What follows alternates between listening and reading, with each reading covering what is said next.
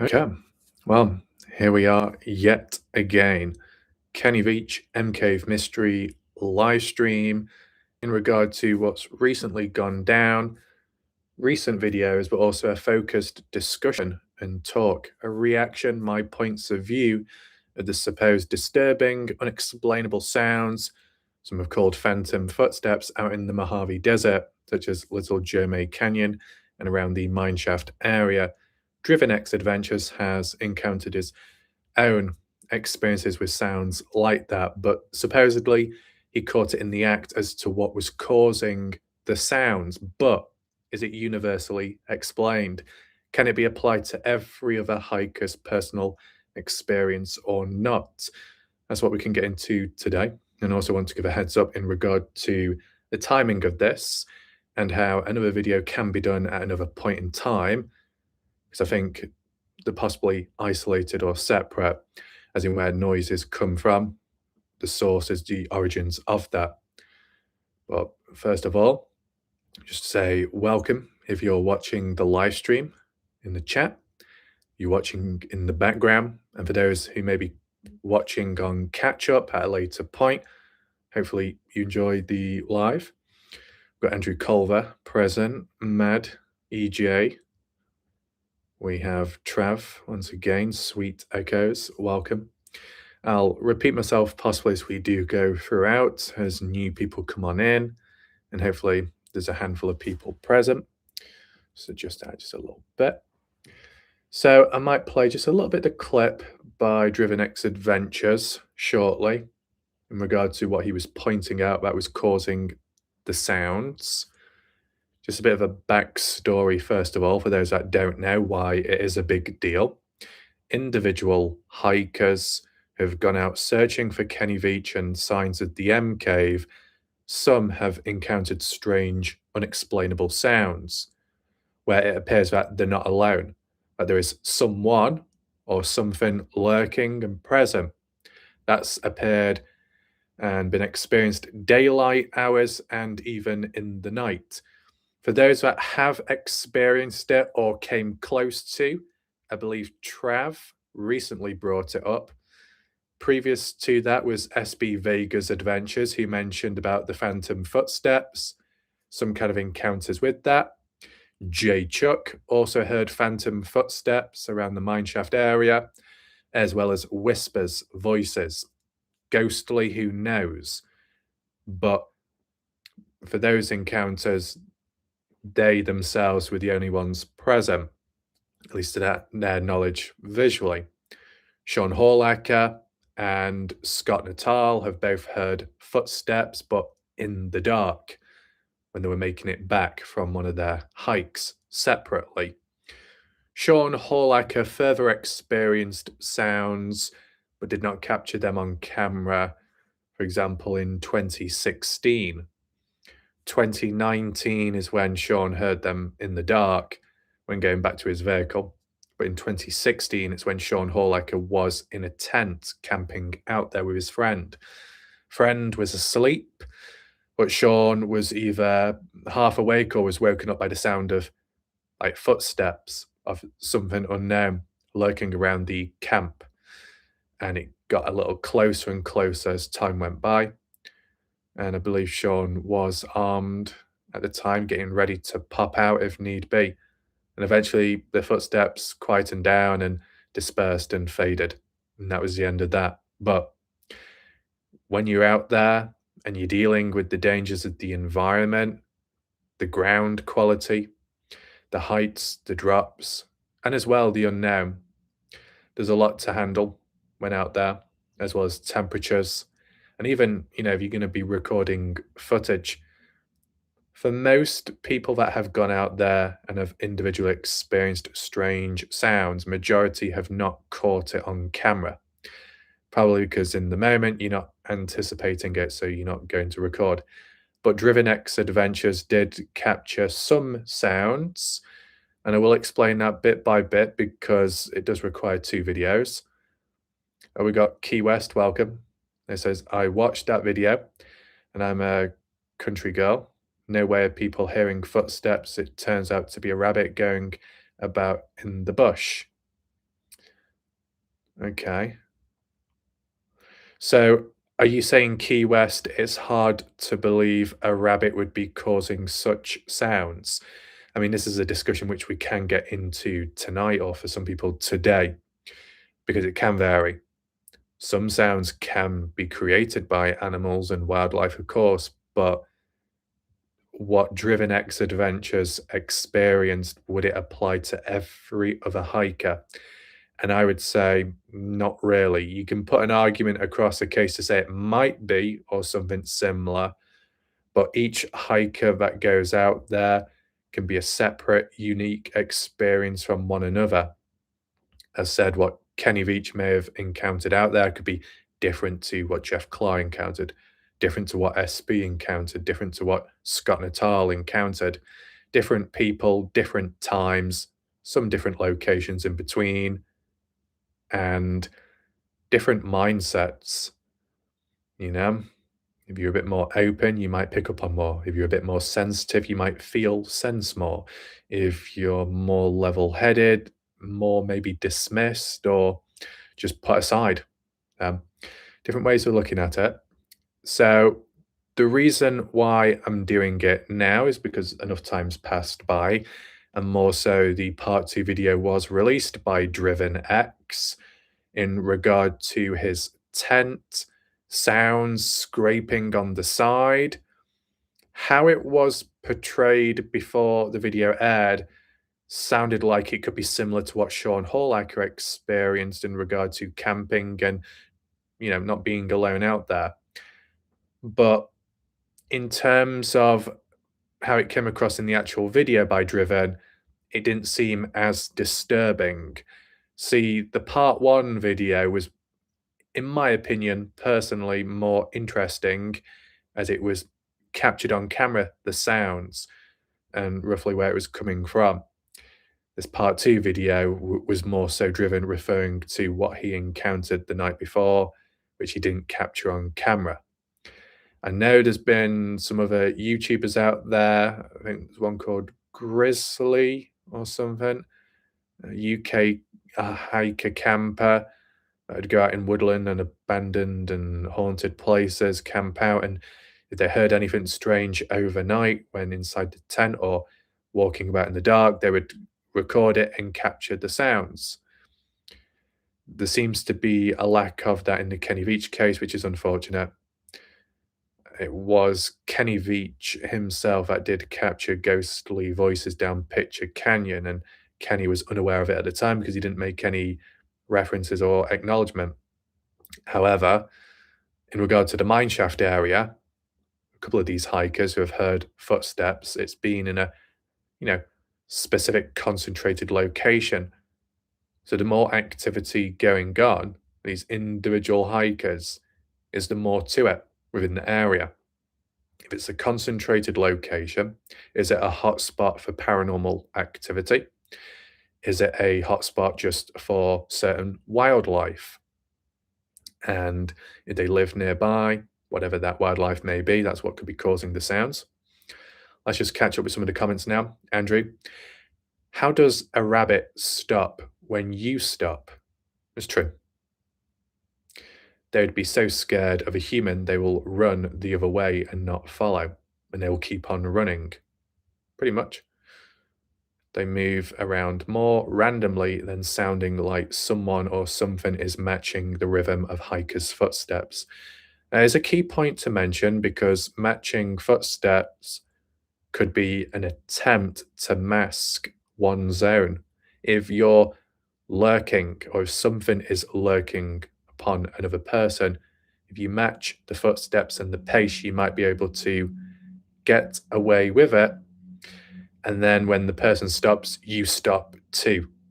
Try and do it in sync so you don't get caught out. And that might even apply maybe in the military in some ways, besides avoiding branches on the ground so it doesn't snap, but matching a certain pace, certain footsteps. I mean, I don't know how well it applies, but maybe in military where they might fire a gun, but they'll time it with the weather.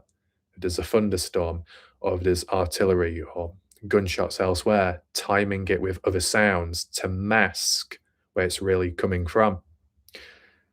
But let's just see what else. 4949 shooter, welcome. It's good about your hair. 4949 is another key individual that had gone to the mine shaft, I believe, 10th of May 2025.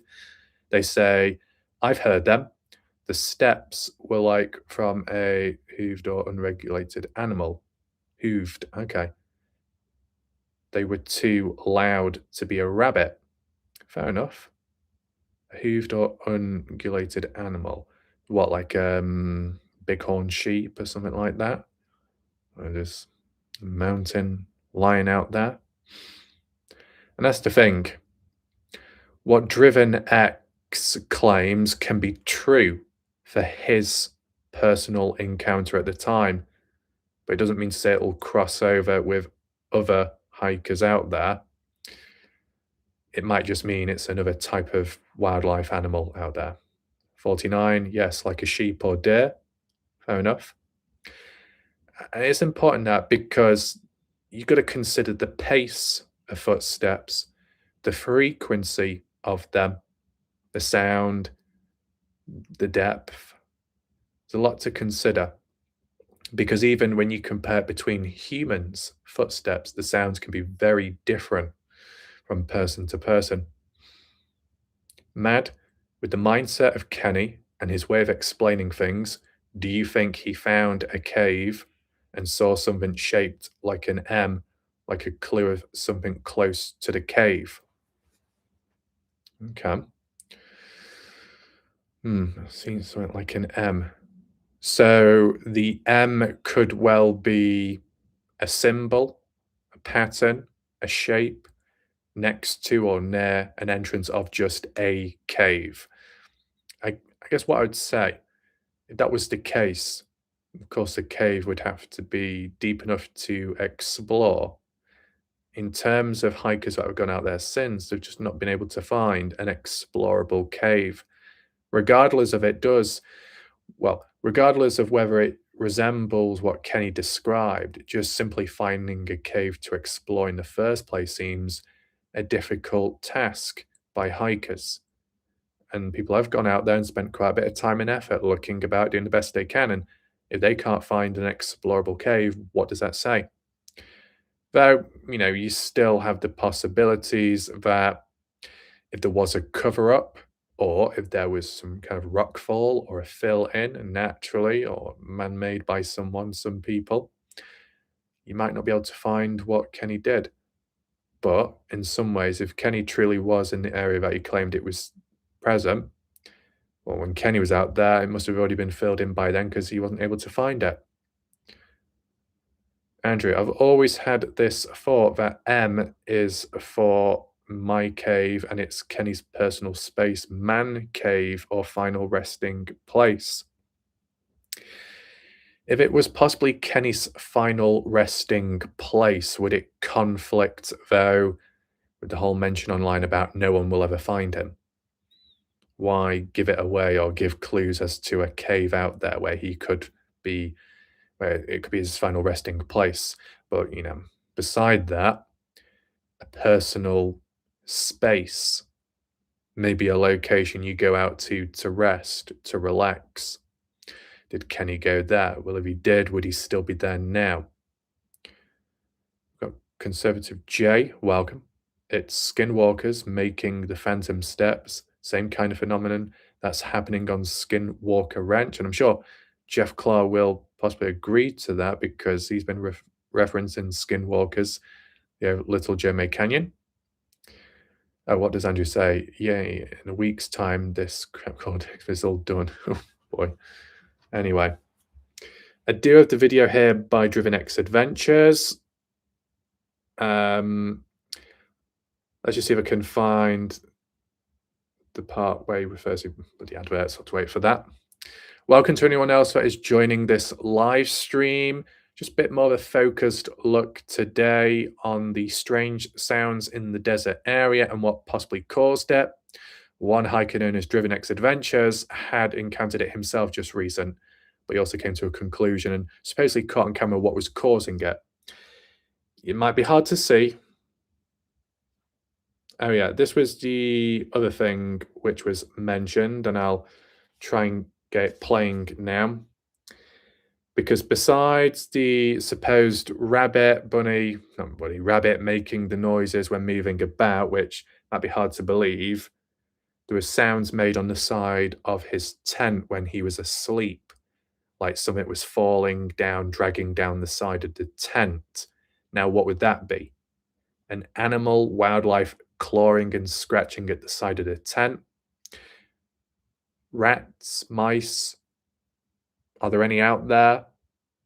I believe Driven said near to the mineshaft there was droppings, so they could come and go from the mineshaft, but, where are the holes? I thought the mineshaft was supposedly filled in. I didn't see Driven, get low and start looking for holes where they might have burrowed in, so a bit unknown at this moment. What else do we have? Let's find out. Hi all, welcome. Right, there we go. So, hopefully I'll be able to play this. Clear, there shouldn't be any copyright. Should be okay. I'm going to try and play it now, just one of the parts which Driven was referring to. Well, it wasn't that.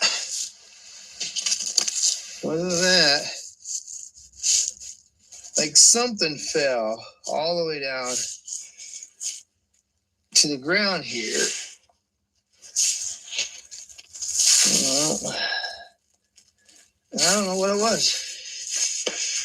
A wire. That's interesting.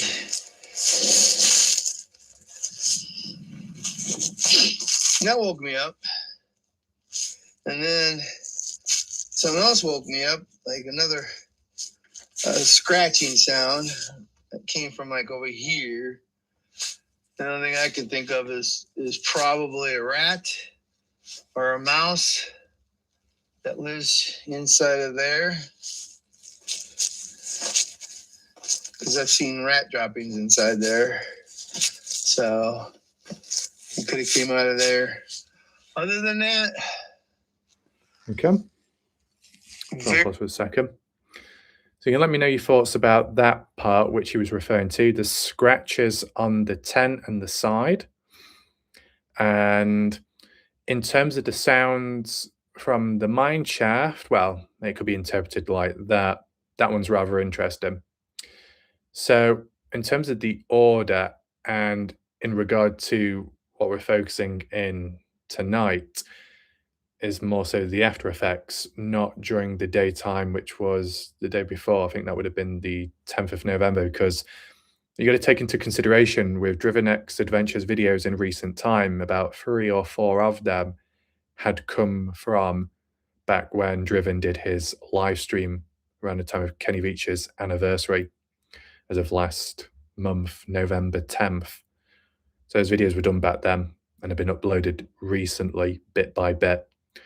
So that's what I'm aware of, just in case you didn't know. But the original, well, the part 1 video where Driven was by the side of the mine shaft making some food, whether it be breakfast or lunch, and there was some tapping, ticking, clicking sound or popping, which may have been coming from the mine shaft. That is interesting, I'd say, because the sound of it is infrequent. There's no pattern to it. If you had like a leaky tap, some water running, it's every now and, well, it's not every now and then, it could be pretty frequent. There's a certain pattern to it. If there's a flow of water, it happening a lot, or just here and there every few minutes or every few seconds. But some of the timestamps which I noted down where there was sounds coming from maybe the mine shaft, it was one at 4 or 7 minutes, then a 2 at 11-minute mark, and then another one at the 14-minute mark. Really infrequent and spread out. And it didn't last that long either. So in my opinion, I don't think it was a rat or a mouse, as the sounds were different. It sounded like there was a bit of an echo to it, or it was being emitted from within. I mean, I'd probably try and give a demonstration of it in another video, a proper pre-recorded video as a live premiere. See, what I need to do is like a compilation, which isn't that long, of all the recorded noticeable sounds which he caught on camera, which is a good thing. Piece them all together and then replay it at a louder volume so you get to hear it yourself, and then we'll go over what may have caused it.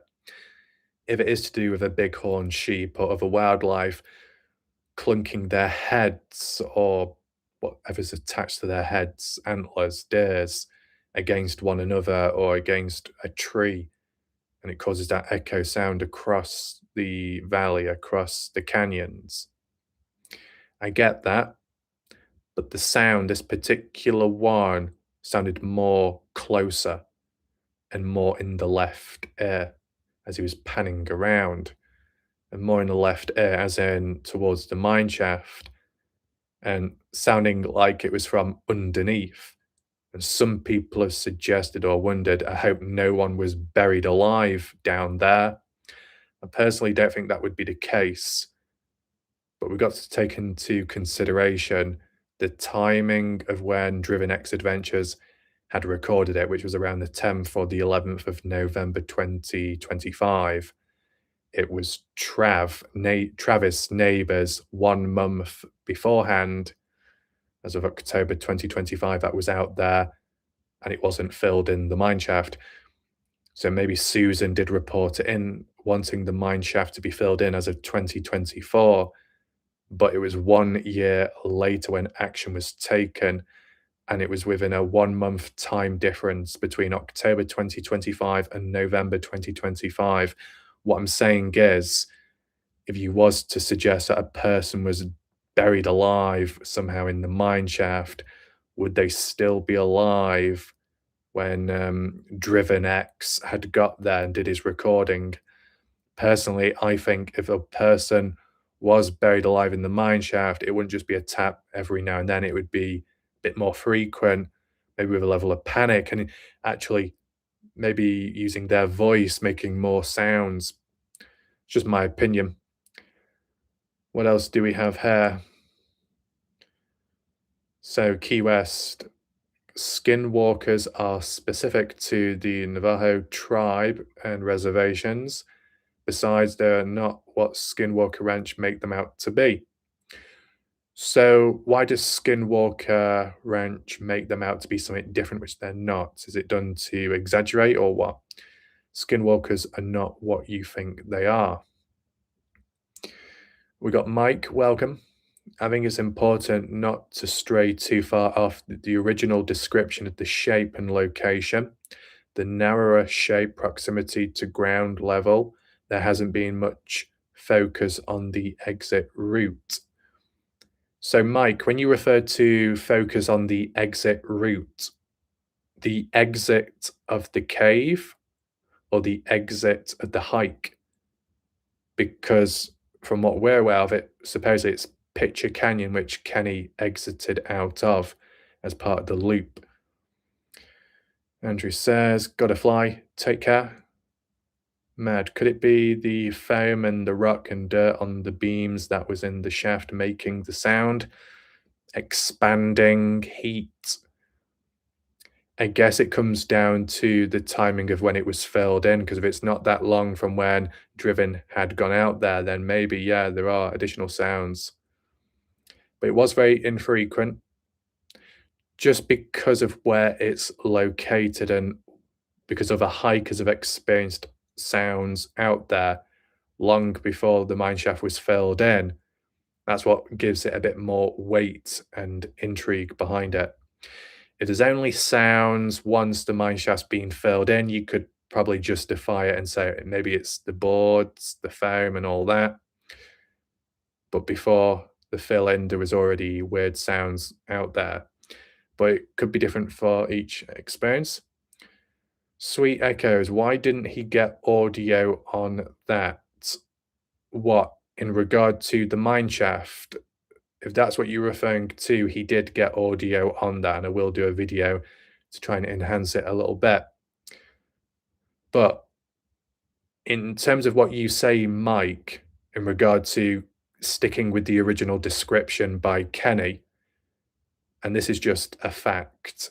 If you look back at Kenny's own hike video, he describes it differently on and off through his video. So he refers to it as gigantic. The only thing that he's consistent with is the shape, as in a capital and M shape.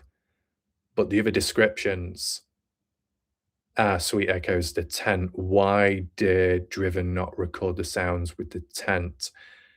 It's a good point, that, because Driven was able to record some other sounds at other points and turn the camera on, but he chose not to with the tent. And you'd think it would have made more sense, that because you're in a personal space and there's something on the outside, you would at least want to record it, document it, whether it be for your own personal safety or to make a video out of it. But maybe they just wanted to sleep and it didn't phase them that much, who knows?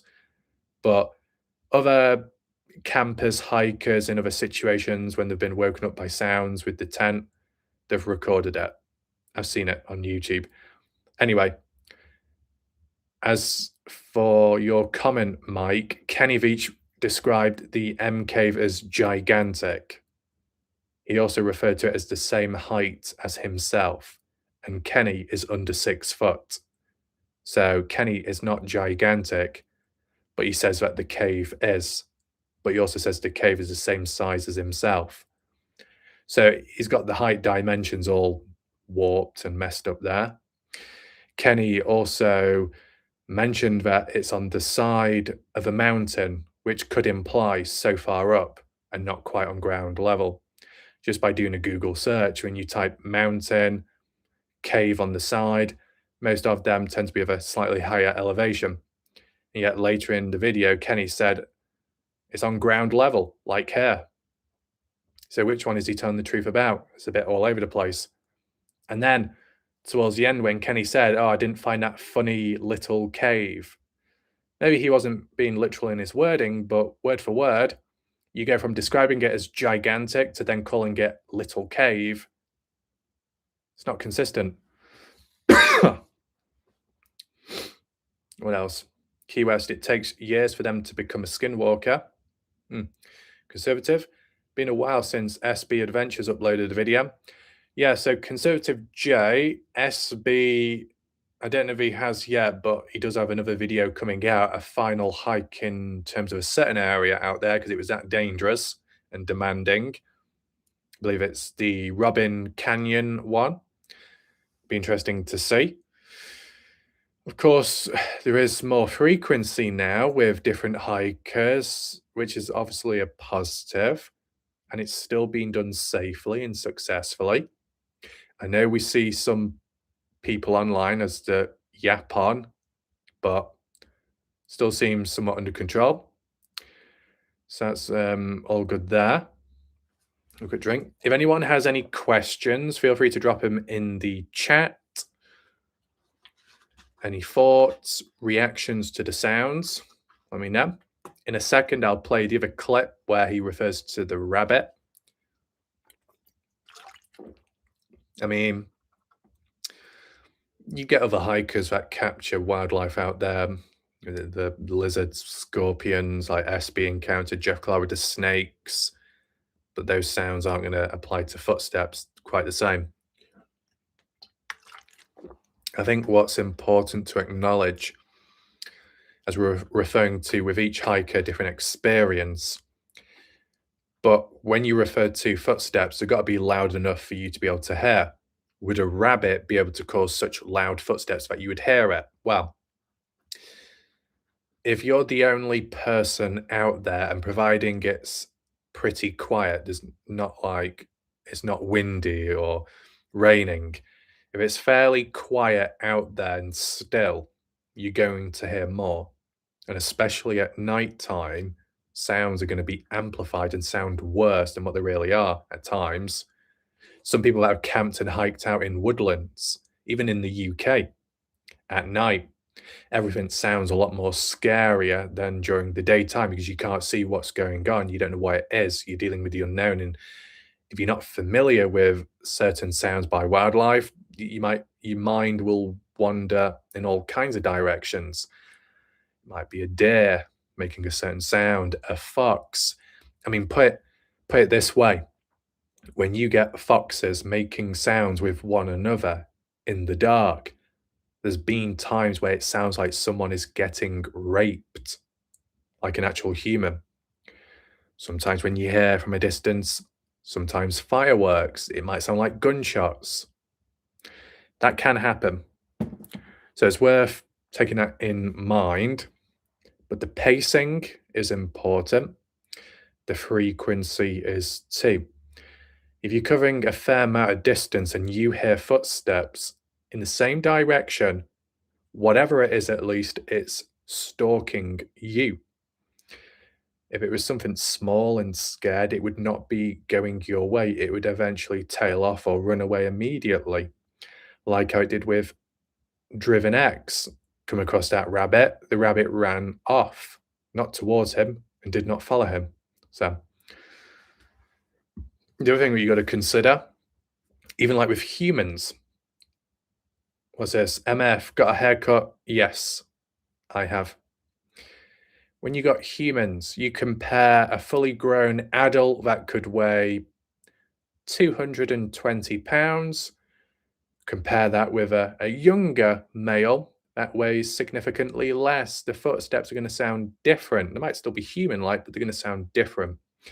A person that is flat footed will sound more of a thud, stomp sound compared to a person that isn't flat footed. You compare a man wearing certain footwear with maybe a woman wearing heels, the sound is going to drastically sound different. One's going to be a bit more of a thudding sound, the other one's going to be a bit more of a click because of the heel hitting the ground. And the other factors of the texture and terrain of the ground too. We've got SB Vegas Adventures, welcome. And welcome to anyone else that has come along during this live stream. Referring back to Driven X Adventures, his encounter with phantom footsteps, creepy sounds out there, and possibly explaining it. So SB, you mentioned about phantom footsteps. What's your thoughts on Driven X Adventures claiming it's a rabbit causing the sounds, and or maybe rats and mice out there? When Driven was trying to show the sounds on camera in his part 2 video, I didn't hear the sounds. It was hard to hear, but he did clearly show the rabbit, but I didn't hear the sounds. SB, it is 100% not a rabbit causing the sounds. Fair enough. So what I'm going to do, SB Vegas, besides this live stream, I am going to do a video at some point analyzing the audio that was caught on camera by Driven when it came to the mine shaft. That one is quite unique. Sounds like something large, the size of a donkey or person. Now, Jay Silverheels has caught on camera or captured the sound of donkeys. Jeff Clark said Jay was shooting a gun in the air in the dark to scare the donkeys, and that's what made those weird sounds. But beside that, the actual footsteps, I don't think donkeys have been caught on camera in regards to that. See, the thing is, with Sean Horlacker, that was in the dark. And when he was walking, you'd hear the footsteps near too, with a bit of distance in between. And sometimes when he would stop, the footsteps you'd still hear them, and then they would stop. Slightly out of sync. I mean, I could be wrong. It feels like a person would be more likely to be trying to match the footsteps, the pace of another person to try and blend in and not be heard. I know Kenny Veach, when he was out there, it sounded like additional footsteps, but I believe he had hiking poles with him. So that could have caused the extra crunching sound, like footsteps. But I guess you never know. However, when Sean Horlacker was panning the camera around in the dark, there was no sign of anything. So it's important to note that it happens both during daylight and nighttime. In nighttime, you could excuse it and say maybe it's animals, wildlife lurking, hiding in the dark, and that's why you can't see or hear. Well, you can't see, but you can hear. But if it's during daylight and you hear similar or the same sounds and you're clearly looking around and you can't see anything, then what can it be? I mean, SB, if it was something like a donkey, and that's during daylight hours, even if it's at a bit of a distance, surely you'd be able to see it in sight. If you can't see it, then what else is it? I mean, yes, there's vegetation out there, but it's not dense or thick enough to conceal a person or something. At this moment in time, and it's just my opinion, I'd say maybe it's paranormal, considering Kenny Veach had already encountered that unknown to him at the time. Maybe the mine shaft area is haunted. I mean, yes, it's interesting that when SB came across that alternative mine shaft, the more shallow one, it was near an agave burn pit to do with what do you call them, Indians? But then Kenny Veach's mine shaft, you had another agave burn pit there. It just felt maybe a coincidence, or there was a bit of a pattern to it, but where there was an agave burn pit, there was a mine shaft. And if any activity happened at that burn pit, negative energy, darkness, who knows? Is there something going on more? Because Kenny Veach's scent ended at the mine shaft, did Kenny on that final hike encounter strange sounds, but he got more than what he bargained for? Mad, look at how the military can creep in close to Slab City without being noticed at night until they got caught by someone there. Okay. Let me try and do a poll if possible, and if anyone wants to vote, you can do so. And we'll just refer to it as the original name. What do you think caused the phantom footsteps? Just get an idea. Could it be? I'll post in just a second. Rabbit. There. Wildlife. Human. And just keep it vague, the unknown, because if it's something human-like or reptilian, there's a bit of a crossover hybrid. I can only give 4 poll voting options. That's just how it is with YouTube. So feel free to vote away and let me know your thoughts there. But, you know, military, of course, they can use tactics to sneak up on something, someone, a base, remain undetected, camouflage as well. Don't know how true it is because I see it online, but it may not always be completely true. Masking yourself. What's it called? Is it like a coating where it makes you invisible, supposedly? Key West. I don't know what tribe was living in or near that area. If it's a skinwalker type, it could be something that specific to that tribe. So I think I do know, but I don't know how to spell it or pronounce it. I always say it wrong. Okay, just as a trigger, I do say it wrong. Pachute, something like that. Well, that links back to the past. These Indians, these natives that are still, yeah, that's the one, Key West. Jeff Clark mentioned that those people, like generations onwards, that are still familiar with the area, whatever, are a bit tight-lipped. They don't talk too much. They don't open up enough about the history of the area or things like that. Similar to Red Rock Search and Rescue, remaining tight-lipped about certain stuff. So it feels like there's secrets out there, and some don't want the secrets to be revealed or to come out, which is unfortunate. That's where Kenny Veach supposedly went missing. Paiute. Oh my God, did I just say it then? Paiute. If I did, that's a miracle.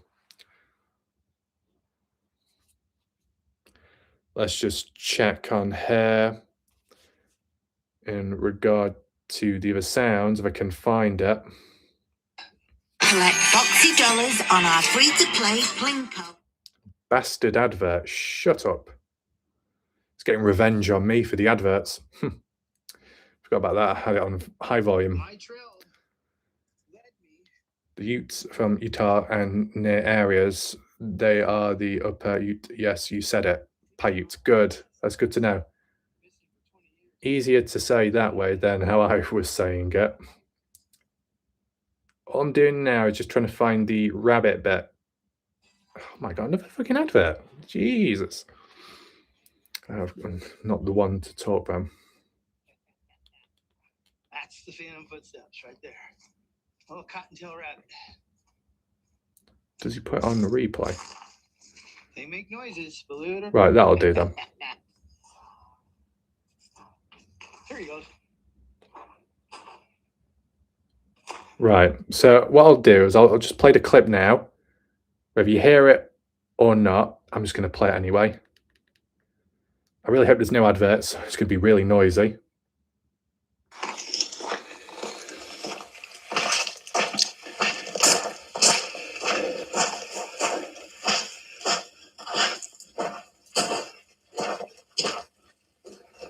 Where you want it?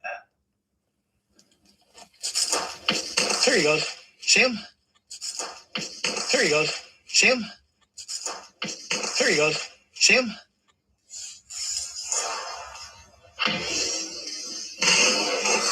There he goes. See him?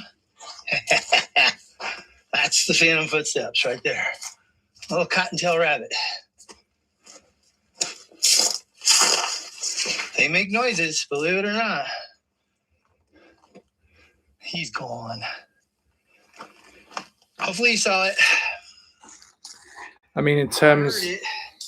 So in terms of the sounds of potential footsteps, did not hear them personally. So you can let me know your thoughts on that in regard to that rabbit. Rabbit was at least caught on camera, but I didn't hear the footsteps associated with it.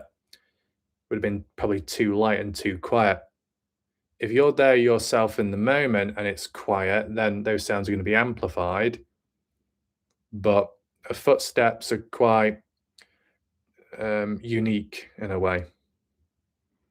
And normally, maybe not always, but when you think of footsteps, you normally associate it with humans. Yeah, you get animal footsteps too.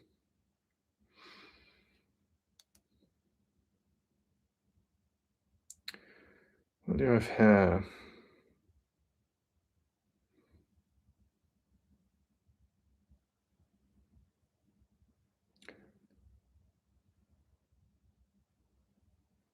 Oh, it doesn't seem to. Weird. What do we have? Okay, so welcome to anyone else that has joined along the way. Let's make sure I've not missed out on anything.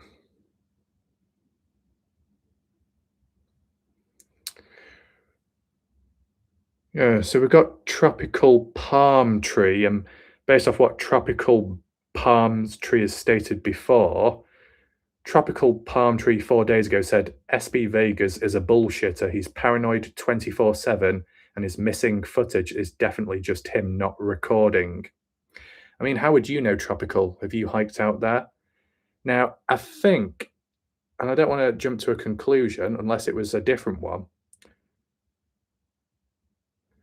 unless it was an alternative or it was hacked, but I think tropical has been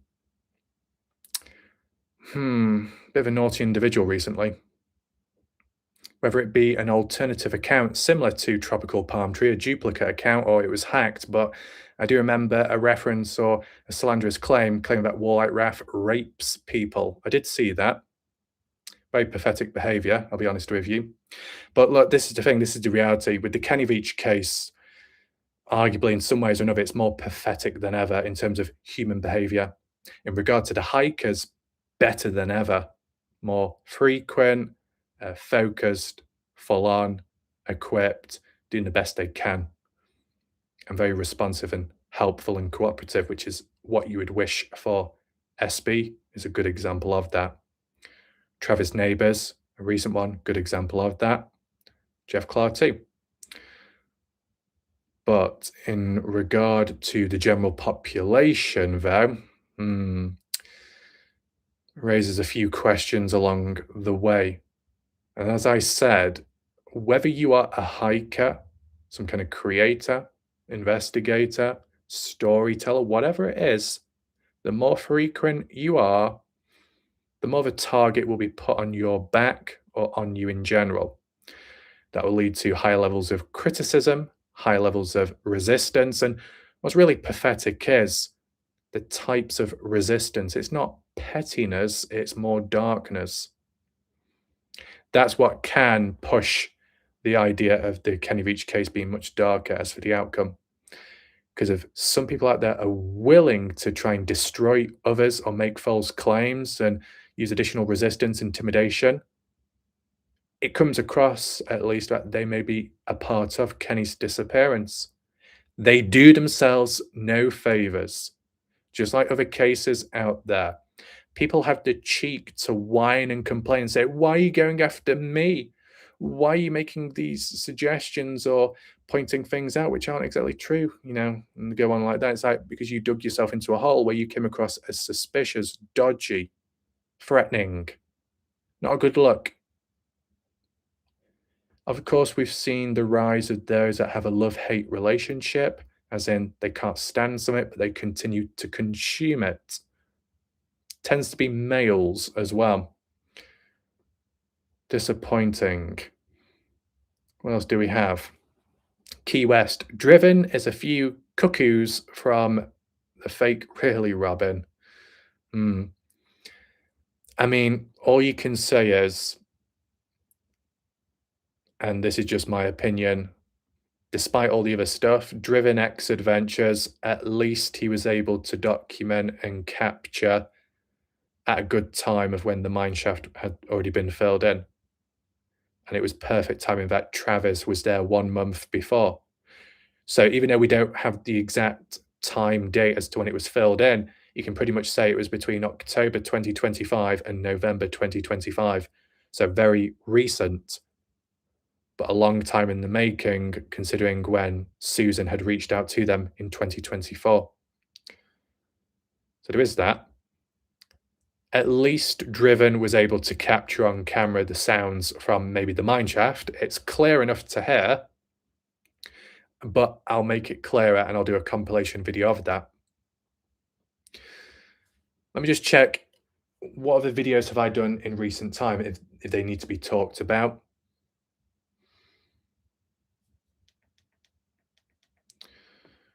Trying to debunk.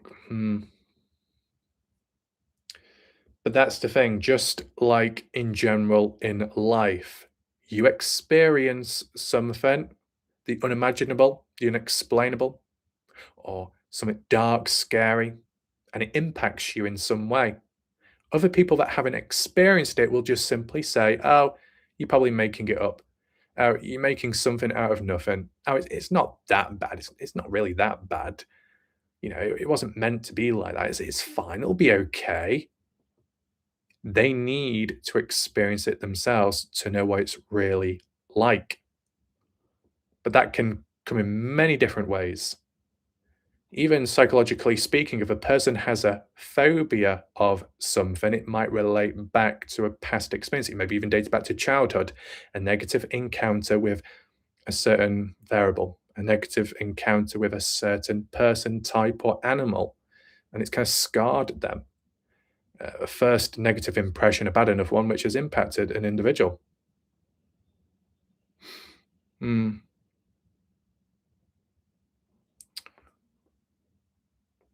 Yeah, so Tropical, it must be a duplicate account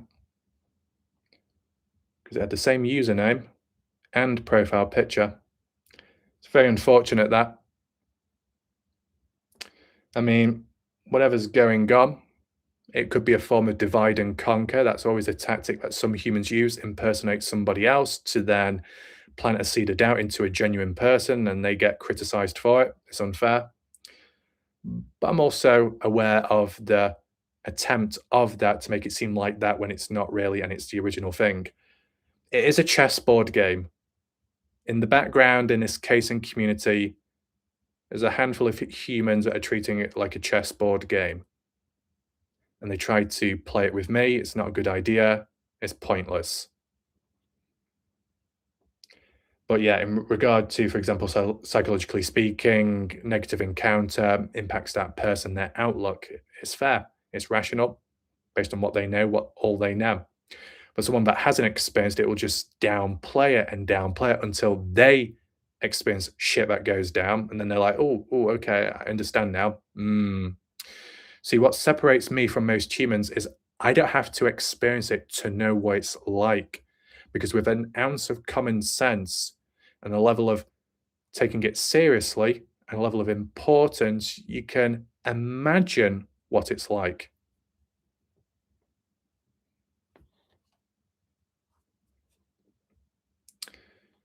What I'll do, don't know what video it would be on when the claims were made, if they would just show up again. But you know what, in fairness, if I do find out, I'll obviously I'll share it as an example. We've had some, I mean, the other obsession in recent time is some humans have resorted to trying to insult me based on my hair, and the people that do insult me based on my hair, they've got no hair to talk to begin with. Some of those individuals, their hairline is receding quicker than their life expectancy rate. So I just think some humans are just not in a position to be talking. So Tropical, just be careful in case there are a fake account out there. I know Tropical, you did leave a comment saying, did you see the coordinates I sent you for what appeared to be a dwelling on the map about 2 miles north of the mine? I did not receive those coordinates. I guess YouTube, unfortunately, removed the comment out of my control, which is a pain. I really don't know why that happens.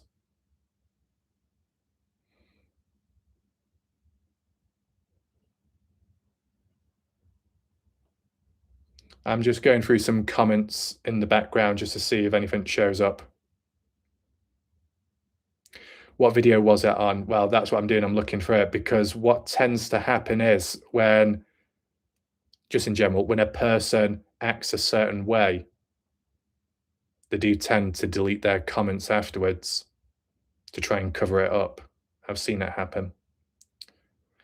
I did report the odd comment, the slanderous ones. But, you know, when it comes to archiving and documenting, the main focus is on Kenny Veach, hike-related stuff. You wouldn't think you'd have to be documenting the general public as well.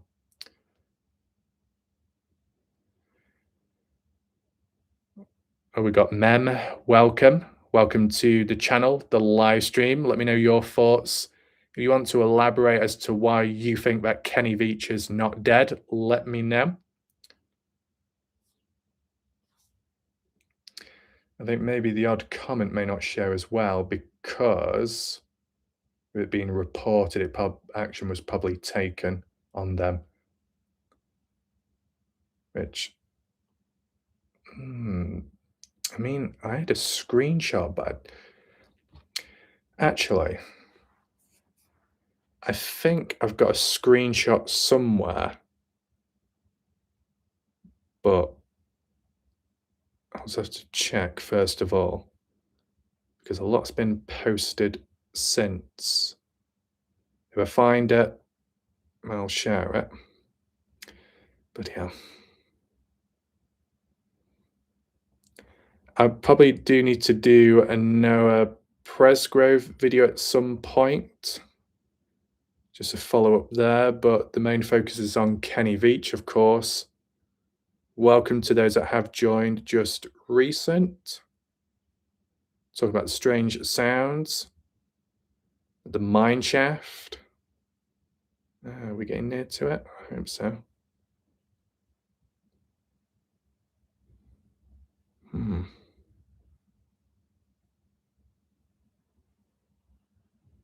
It wasn't that one.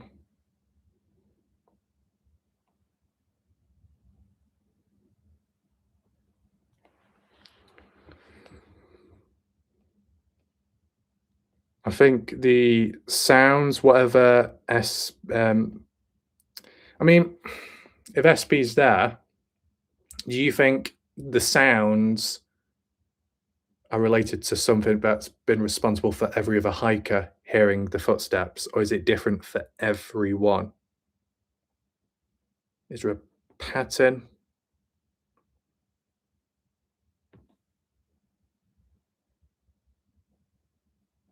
What does that date back to?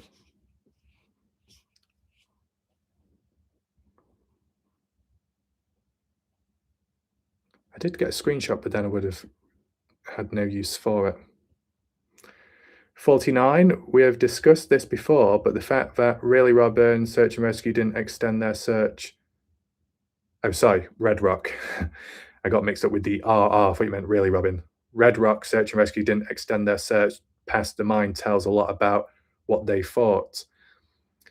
I mean, based on what was said and published by the news articles at the time, 4949, Kenny Veach's scent ended at the mine shaft. It didn't go any further. So I could understand them not going on further. But are they telling the full story about the scent? No, it's okay, 49. I get you. It's just because with other cases that I've covered, the abbreviations, the initials, sometimes there's so many out there that trying to keep up with it can be a bit difficult, but it can be different from case to case. Key West to footsteps sound the same. I think it's the same phenomenon for all the hikers, fair enough. So let me know, SB, if you agree with that, as in, do you think all the sounds of the footsteps are caused by the same thing as experienced by different hikers? Here and there, you might get some footsteps, which might be from some type of wildlife. But within that mix, there probably will be the unknown, of course.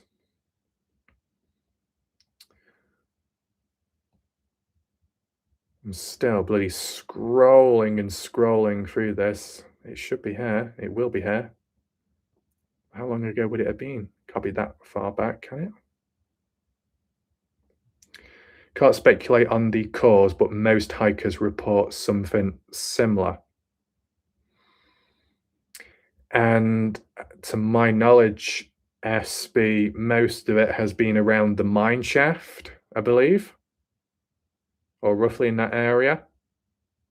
And if that's the case, it makes it a bit of a hotspot for unknown activity. Now, would you still get the same, like, possible footsteps at the other mine shaft? The more shallow one? It also makes you think what could happen next as for different sounds and encounters. As for any changes to the environment besides the fill-in, some were reported on the other side of Wild Horse Pass, but all within a mile or so. Okay. Do you know, SB, who the hiker was, or the hikers that reported on the other side of Wild Horse Pass? Was it Sean Horlacker? I believe Jay Chuck said he was around the mine shaft when he heard the whispers and sounds. 10th of December. Oh my God. How long is it going to take to scroll through all of this? Well, it can't be that far back, can it? Ah, there we go. I found it. Tropical palm tree. I found the comments, at least. So I'm going to share it on screen right now. I knew I had a screenshot of it. This is what I mean. When it's under control, it's under control. This is just from my point of view, the comments that were posted. Right. Does it read? Let me, I'm trying to two-handed. Fucking hell. Oh my God. It's because the image, not the image, the camera's flipped. First one says, I'm the real, really Robin. My old account was stolen by the US Secret Service for finding stuff in the sheep range. This is Tropical Palm Tree, or an account with that name. The US Secret Service were going to highlight my gay tendencies to my mom, so I became Tropical Palm Tree. And then the false claim, slanderous claim, warlike Raph rapes women. The FBI told me to say this after extensive hard drive checks of warlike Raph. Thank you, darling. Only one person called me darling, my mom. As I said, I do have screenshots. I do document stuff and unusual idiosyncratic behavior by humans. Anyone watching right now, feel free to document this, screenshot it, do whatever, just in case it does disappear again. But yeah, that is what's happened. They're the comments, and hopefully you can see it all. These are the type of false claims that are made against me over and over again in different ways. One of them back in, 2022, an individual made false claims that Warlike Raph is a trafficker. You had, at one point, Jay Silverheels make a point, but yeah. Cleo, what? He's so dumb. I mean, not to be rude, but in fairness, Cleo, you've said some false claims yourself to me in the past, and I do have that screenshotted and documented, okay? So my memory is a pain in the ass for people, I get that, but I don't forget what people say, as in the false claims, okay? I mean, oh, what's that there? That could be a link. So it's a good thing I do have it documented here and there along the way, of course. I don't know if I can get an example up on screen with other things. We'll see.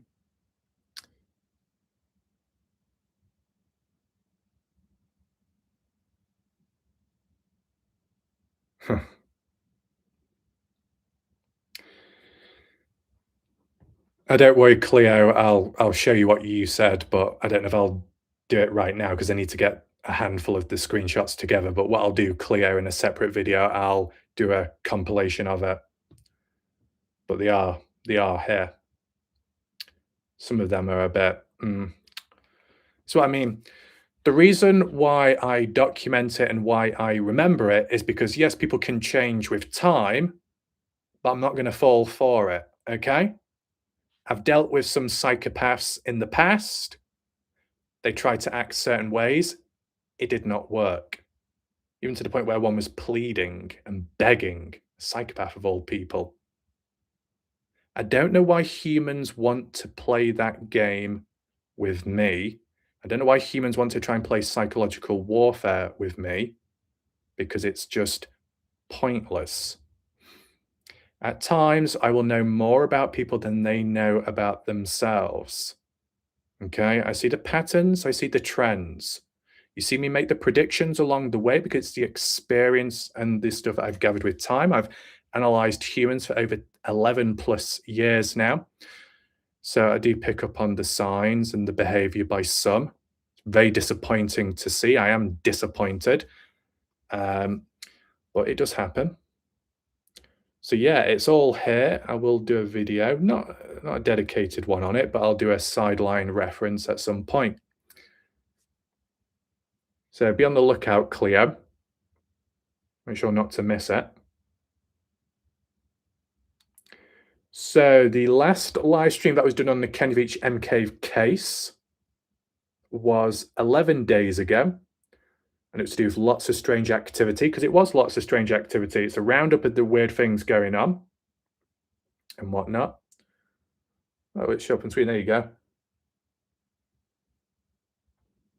So there you go. You got an example of how it is documented like that.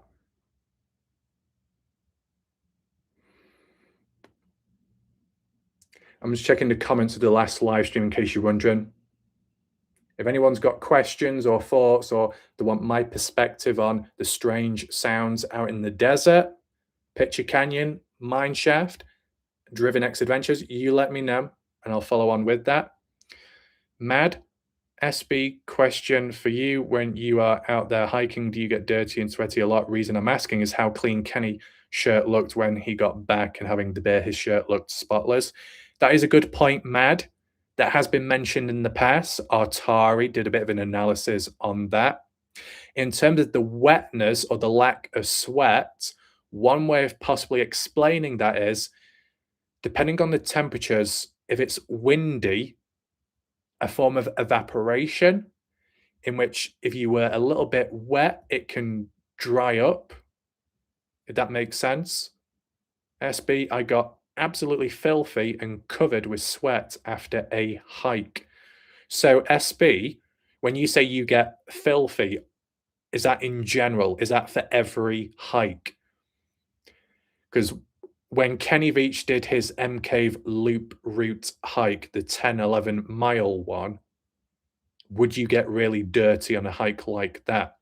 I can understand if you're climbing and descending, you might get more dirty. If you're sliding down a little bit or climbing up against rocks and dirt and walls, I get that. If you're sitting down or maybe even if you fall over, you could get dirty. I also understand that, if you do start sweating, of course, and dirt and dust can stick to your body like that and cling to you. That's another layer.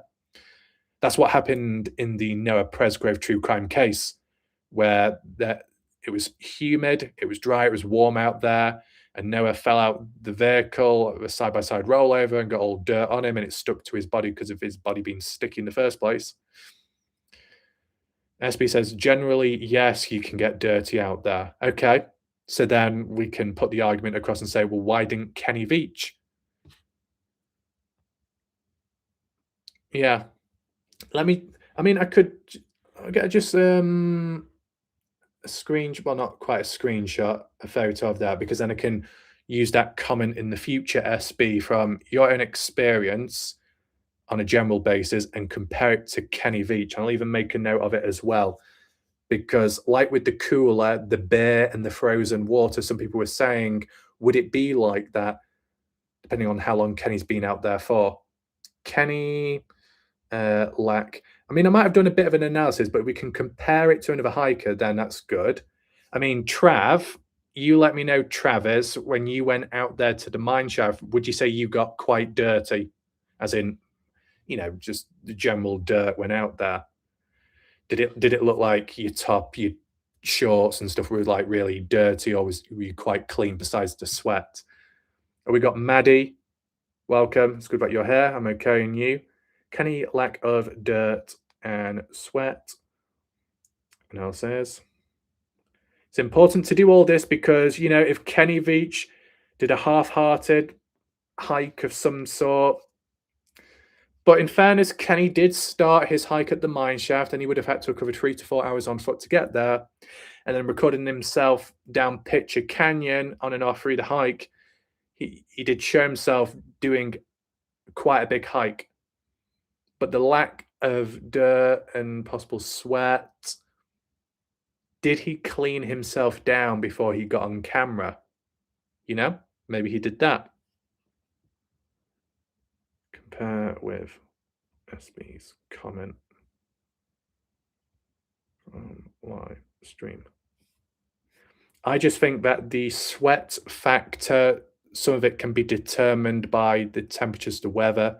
It's very windy and blowy. It's like if it's been raining and you got wet outside, your clothes are dampish. But then if it's very windy and providing it's not too cold, the bit of evaporation, you can dry off to an extent. What's this? I'm just referring back to what SB was referring to a bit earlier. Some were reported on the other side of Wild Horse Pass, and it was someone commenting on Scott Nuttall's video. Is it a recent video by Scott Nuttall or an older one? Kenny looked like he had completed such a hike in his video. His body language, his movement, yeah, it came across like that. Him struggling to swallow and drinking the wrong drink, yeah. Very old video, Scott. Okay, I appreciate that. It might be a bit difficult to find. But if it is someone reporting it, that there was sounds on the other side of Wild Horse Pass, if the commenter was someone that's experienced it themselves, is it a person that we've heard of before? Or some random hiker? because you do get some miscellaneous hikers that have gone out there. I think it probably was some months ago. There's a short video on YouTube of some guy at the mine shaft, I guess, prepping on going down. Sliverin, Sean Horlacker was wearing white t-shirt whilst hiking. Yeah, which one was that? The 2015 or the 2016 hike?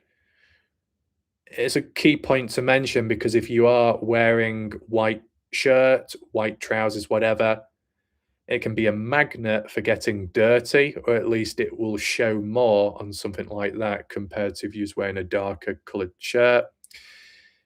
Certain coloured trousers, if you pissed yourself or you spilled liquid on you, it'll show more as a wet patch. But if you got darker clothing, that wet patch isn't going to show the same way.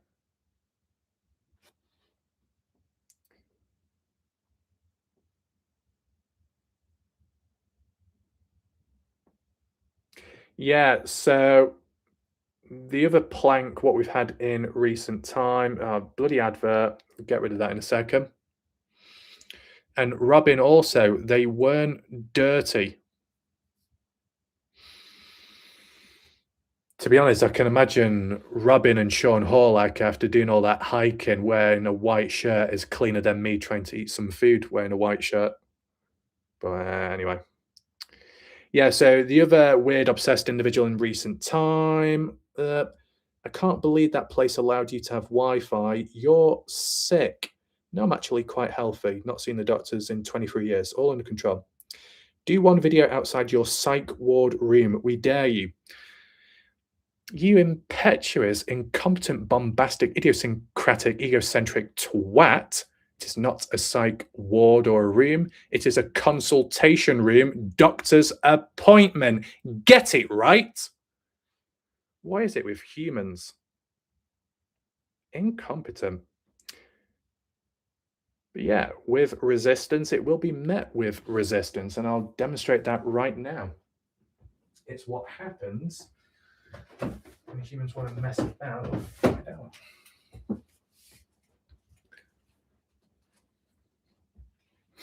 I see, it is a duplicate of my account. What the F? I've just found it on channel search. I've reported the account. I'm sorry about that, man, but I promise that is not me. It's okay. If you found a duplicate account of that, you do what you need to do. I don't know why a person would be duplicating or impersonating you. No offense, because at least to me, you're a random person, and to whoever that's impersonating you must be random. Have you encountered any resistance or drama online in recent time where a person could be getting back at you in some way? Roots Lion. Yeah, and speaking of this consultation room, Sliverin, and anyone else, if you need healing, I'm here. Shh, it's fine. People have been healed with 100% positive feedback. I appreciate that, Tropical. See, the thing is, Tropical, the reason why when I brought up, I didn't want to go all in, because in the back of my head, I was thinking, what if there is an alternative person impersonating you? It's happened to me. That's why I've got to be careful. Got to be careful and not jump about.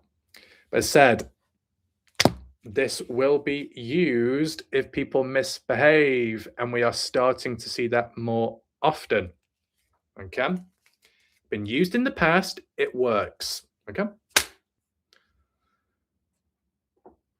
And if that's not enough, there's plenty more from where that came from. Shapes and sizes and different shades. Yeah.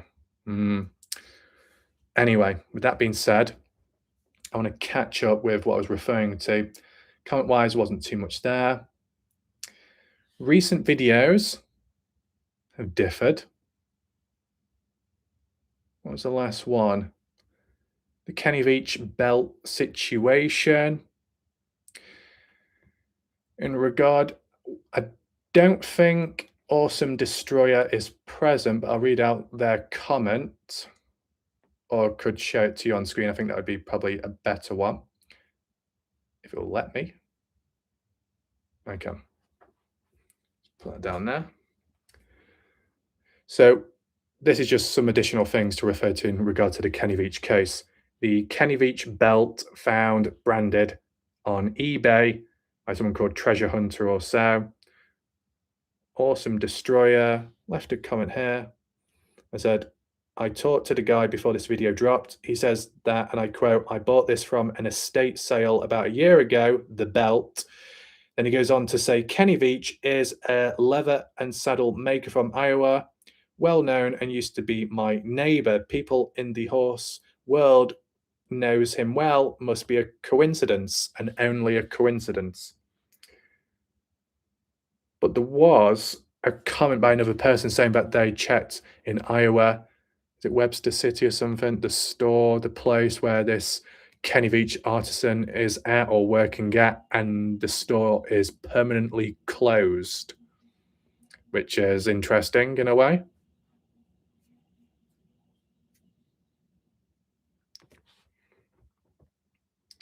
I just wanted to show you that as a catch up in case you didn't see the update. The other thing which I brought up was an analysis of Frenchman Mountains with the locations of interest. I don't know if an update video is needed, but I would argue and say Frenchman Mountains is definitely less likely now in regard to Kenny Veach. Yes, you can say based on where Kenny Veach's footage was actually located at, but even Kenny Veach's comment originally, as in near Nellis Air Force Base, well, Sunrise Mountain is closer to that than Frenchman Mountain. So I'd say Frenchman Mountains is off the table now. There are locations of interest there. I know Travis said he was inspired or interested in that spot just in general. That's good to know. Just take care when out there. But the other video that was done, the cave that Kenny Veach avoided on his hike. I mean, just in terms of what he was saying in his hike, he explores every cave that he finds and spelunking and all that, but he doesn't actually demonstrate that in his video. Maybe there's no need to. If it's not the M cave, there's no point. But just in a way, it comes across as a contradiction. You say this, but you do the opposite. You do this, but you say the opposite. And there's a line of contradictions made by Kenny when describing the cave. So does it just stop at that? Probably not. So it just needed to be mentioned and brought around again for that awareness so people are aware of it. What happened to Kenny Veach, the 2025 update? I did a video on that. Not as well received. Discoverability, very low, very disappointing. It was just simply giving my thoughts and opinion on the matter as to where things are currently at. Bits of resistance. What I will say is the observation is where it gets disappointing with humans. What I've noticed, tunnel vision mentality. Once people have discovered or found or think they've believed that they've cracked it, or there's some material or wording that has come out and it's changed the direction, their thoughts, their mindset, a theory, they've done a 180 turn, anything of that sort, then they just suddenly dismiss everything before and what they knew of. They just toss it aside and then just focus, lock in with this new concept or this supposed new material and drill into it and just go on and on and on and on. That's a big mistake. It really is. Mad. Maybe he thought the MK story would bring him YouTube fame and money, and when he got backlash, that was his last straw, and maybe thought, well, screw it. If it was his last straw, are you implying that when Kenny went out on his final hike, he ended it all, or he used a disappearance to try and like a last Hail Mary in hopes of it doing some good?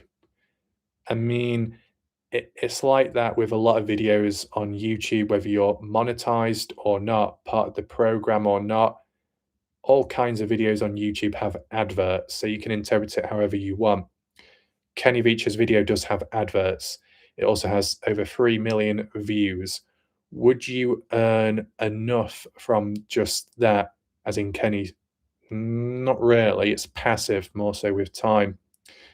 To benefit or play off that, you'd upload more videos after, but in Kenny's position, he wouldn't be able to, because then it would just ruin the whole mystery if it was planned out like that.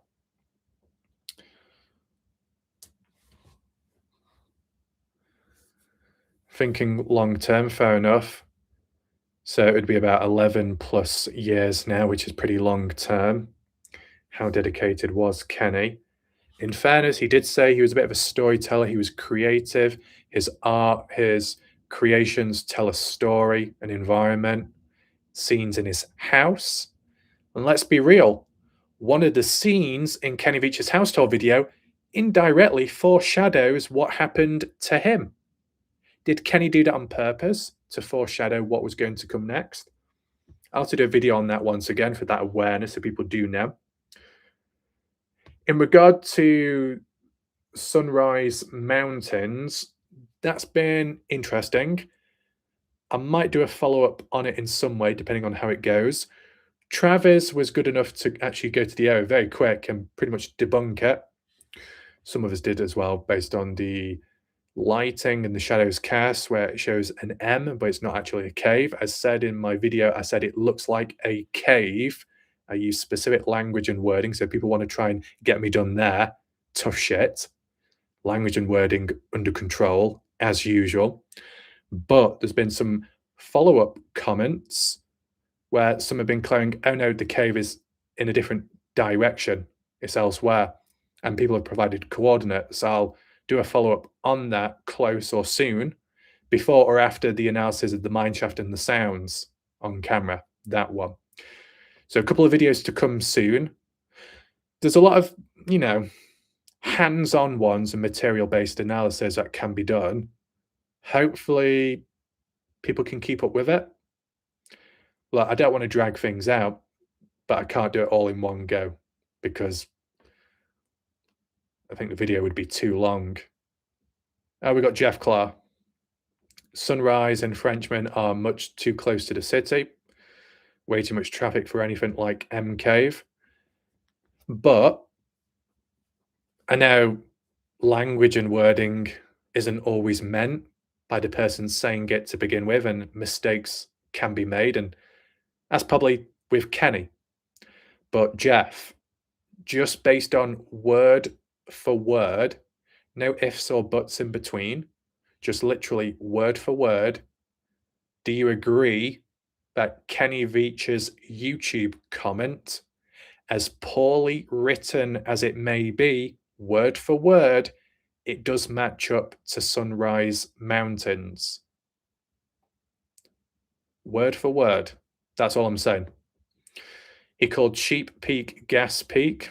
He did.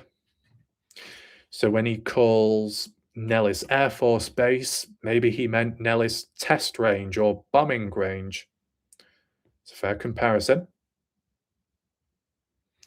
Of course, when you're dealing with a person that's very loose and reckless with language and wording, you can't hold on to everything that they say and take it word for word. Sometimes you've got to play the game of the opposite. Whatever they say, they mean the opposite. It was like that in the Dylan Rounds case, where there was one person of interest, a friend to Dylan Rounds, that whenever they're drunk, they tell the truth. And when they're not drunk, they say something completely different, and it tends to be a lie. So it's like, listen to everything that they say when they're drunk, because they're probably telling the truth. They're being more honest and open. It's a shame that you even have to go to such lengths and play that game to try and figure out someone. But humans can be very complex.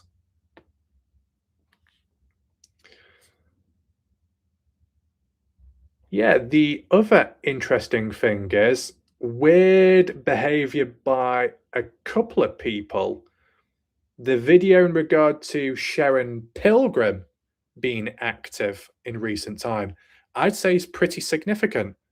Some can dismiss it, but guess where it all started in the first place?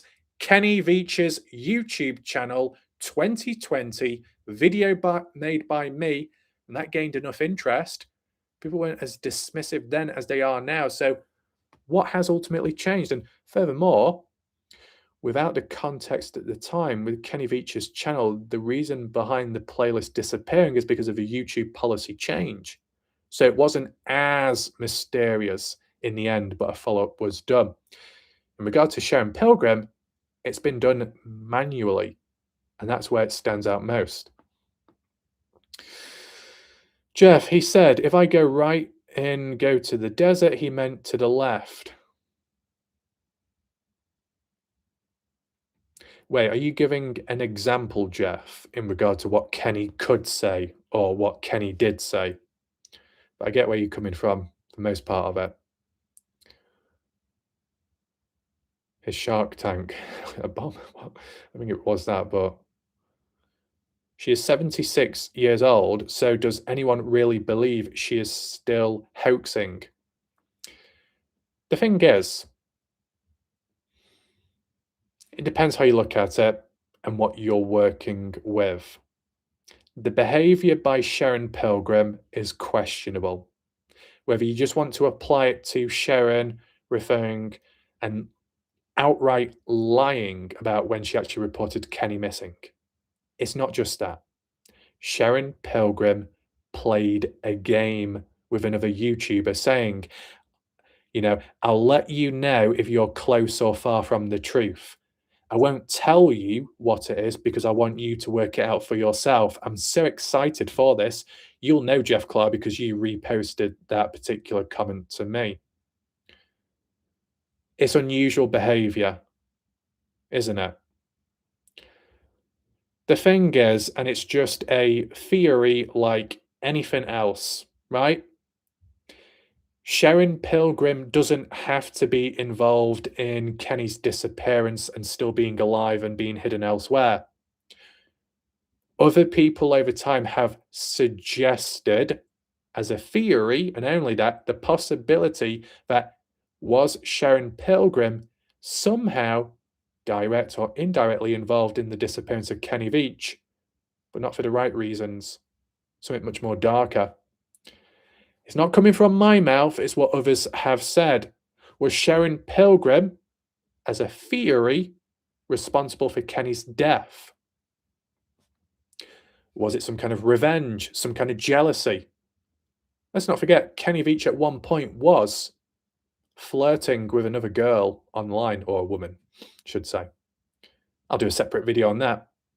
We don't know when people are on or off with relationships, but you got to piece it together with time.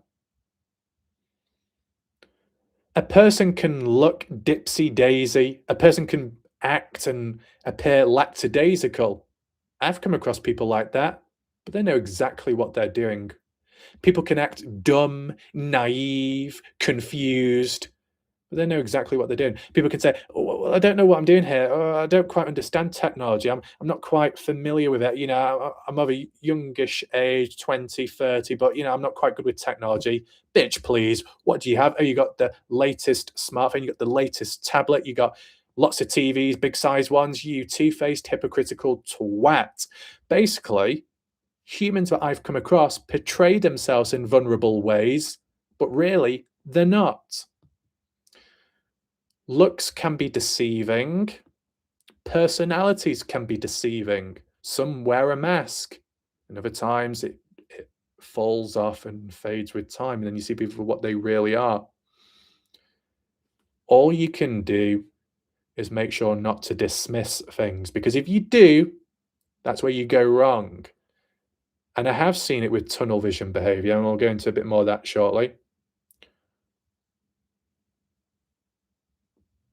Would someone who was involved in something that dark joke about it online, basically taunt investigators? Well,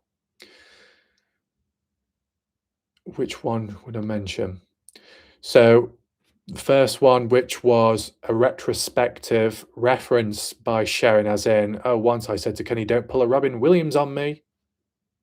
It's not exactly correct choice of wording. Something that was in the past, but could come across as insensitive. Do we have examples? I'll give you one example, Jeff Clark, based on a theory and a concept. People are capable of leaving such comments where they dig themselves into a hole. So reality is Jeff Clark, the reality is Jeff Clark, Noah Presgrove case. It's been deemed as murder by some and others accidental. But one of the partygoers' parents outright said online publicly, if we're such bad people, if we were truly involved, we would have done a better job at covering up the person so they couldn't be found. Why would anyone say that? Just in general, all it does, it pushes people to investigate or look into such behavior like that.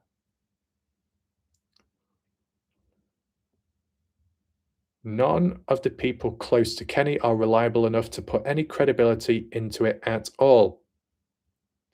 But Jeff, some of those people are questionable in their behavior and their attitude in regard to Kenny and what they've said about Kenny. It's no different to members of the general public online that have gone to such great lengths, depths, obsessions, aggressive threats, all kinds of threats, not pettiness, not drama, but beyond on a deeper, darker level, just because some people are investigating the case. And you'll know Jeff Clark because of Sean Horlacher, the most attacked individual, almost assassinated at one point, as it was claimed, vehicle tampered with. If you want to apply that to some of the Veach family, or you want to apply it to strangers out there, certain levels of resistance isn't normal, and certain behaviors, attitudes, and actions and wording by people, if it's really them or someone behind an alternative account, isn't normal. And I treat resistance, dark resistance, as a sign. I don't completely fall for it 100%, but I just take it into consideration. And if other people on the sideline who are responsible for such actions and behavior and resistance, if they complain, they shouldn't have said it in the first place. People dig themselves into a hole because of their own recklessness. That's on them. Sean has provoked the same people Kenny did. Key West, many adults don't know how to speak above 5th grade level kids. What on earth were Dylan Round's parents thinking making such a comment? Just as a heads up, Key West, it wasn't Dylan Round's parents, it was the Noah Presgrove case, and it was the mother to a party goer female birthday girl who was a friend to Noah Presgrove hosting it at the house.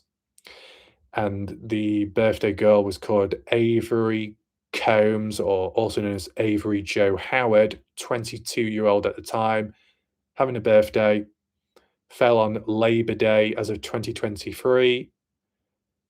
Weekend 4-day party. Noah attended, friend to Avery. Noah ended up dead. And post-death onwards, online in the community, the mother to the birthday girl had said, if we parents are so bad, if we were responsible, we would have done a better job at hiding Noah's body. Well, Noah's body was found on the highway, so you could say, well, it can't be that mother, because she said if she was responsible, she would have done a better job at hiding the body. But still, it's just questionable behavior to say things like that. All it does is just put a target on yourself, unless that's what people want, to put a target on themselves. Yeah, I get that, Key West. These parents, and the other thing is, Key West, other parents out there had been watching the Snapchat footage from the party of their own family attending, and possibly fully aware that there was underage drinking going on, and those same said parents have the cheek to call out the party host parents for saying they should have done more, they should have stopped it. They themselves may have seen it, and they did nothing until it was too late when there was a death, and then decided to complain and put the foot down. It happens a lot.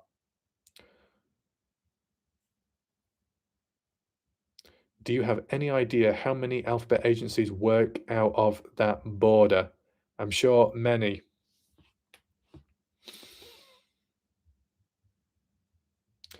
Did I give a... Yeah, we got Richard. Welcome, Richard.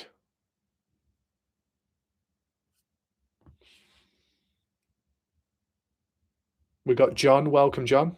All like Raf in chat. For all very nice holidays and Christmas. You too. And how many have their own agendas that may be different from each other? You were referring to the border. The crossover influence or effect with the Red Rock Search and Rescue. Hence, tight-lipped. Oh, Jeff Claw, one thing that you did miss earlier is when I pronounced it correctly. I don't know if I can say it now, if I've lost the ability. Paiute. We got Mia, Maven. Hello, Raf, and everyone. Welcome, Mia. You have missed out on the black belt earlier. What a shame. One person, Mia, had the cheek to say that this was a psych ward and not a consultation room. How disappointing. Yeah, Paiutes. So, would you say, Jeff Clark, is there any crossover influence with the border people and the Paiutes, or is that separate? Watching from Hamilton, Ontario, Canada. Nice. Mia, I know. Oh no, what a shame, but don't worry. You might be late, but you never miss a beat, quite literally. I've got to be careful when I do that because I don't want to damage the device that I'm using in front of me because it's much bigger. So there's more surface area to hit. Sorry, John. Did I catch you there? Apologies. Must have whipped the wrong person. Sorry. Mad? There was another YouTuber from Vegas Adventures with Christian. Yes, Mad. Exactly. Mia. Oh, thank you. I do hope that touch upon the skin was quite revitalizing. Is that a word? I don't know. Sounds like it. If they wouldn't oppose the takeover.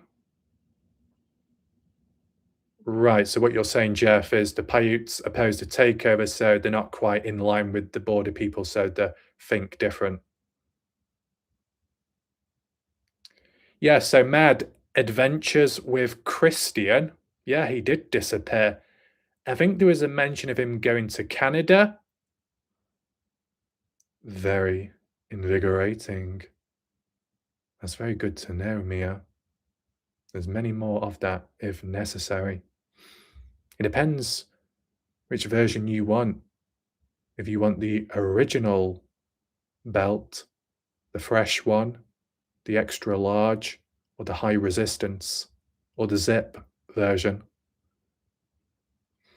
But the Paiutes were just as evasive about the location as everyone else. The OG, nice. Yes, I'll show you, John, the original one, based on how it looks. It's covered a lot of souls over time. It talks to me, almost.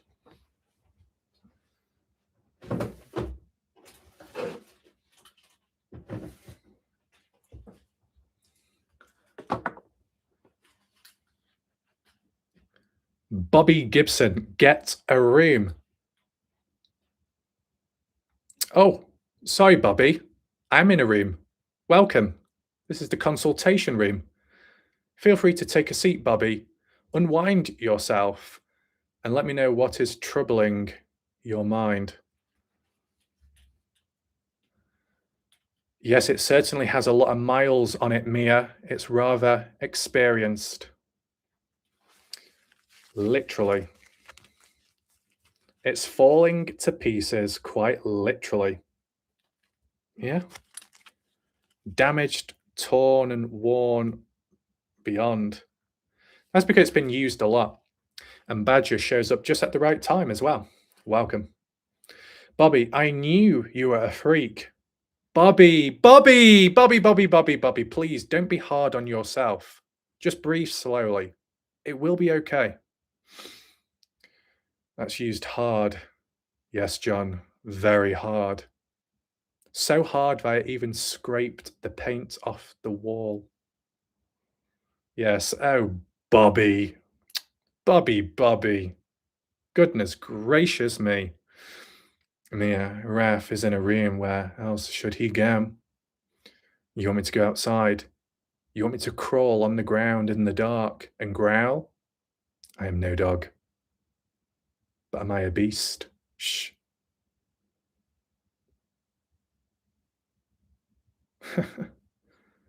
Badger Life with the most important emojis going, and the mid one being the Badger King or Badger Queen. Nice. It's a nice badge, that.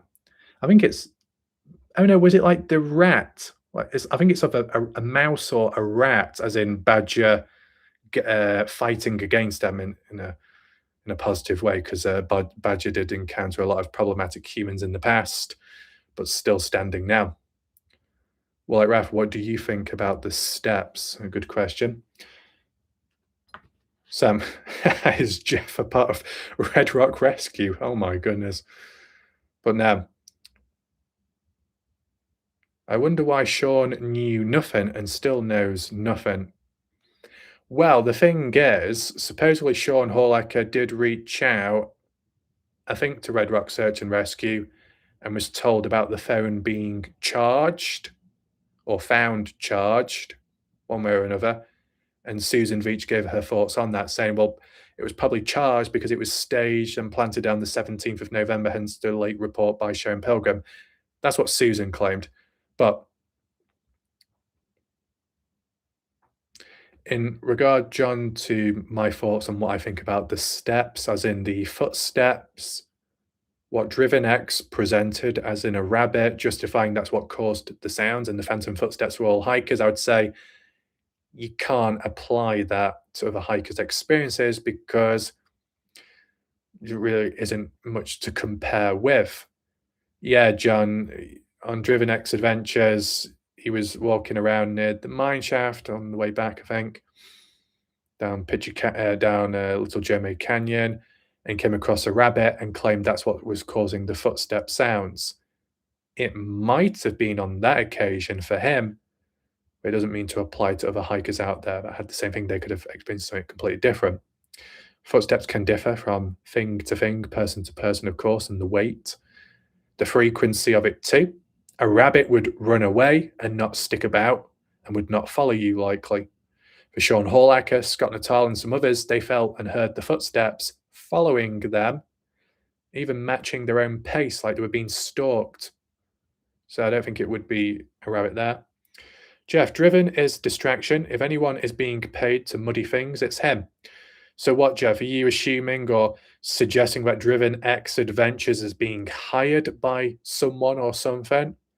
I mean, once again, people can call out Susan Veach, but there's been some material by her which has been helpful, like the police report, maybe some comments along the way too. Driven X Adventures was able to provide the footage of the filled-in mine shaft, which was important because you can compare that to Travis Neighbours 1 month before when it wasn't filled in. So with the bad and the negative, you can still find some positives within that with some people. What does Badger say? Get on with it. Let's play whack-a-mole. Do I have a mallet anywhere? Let me check.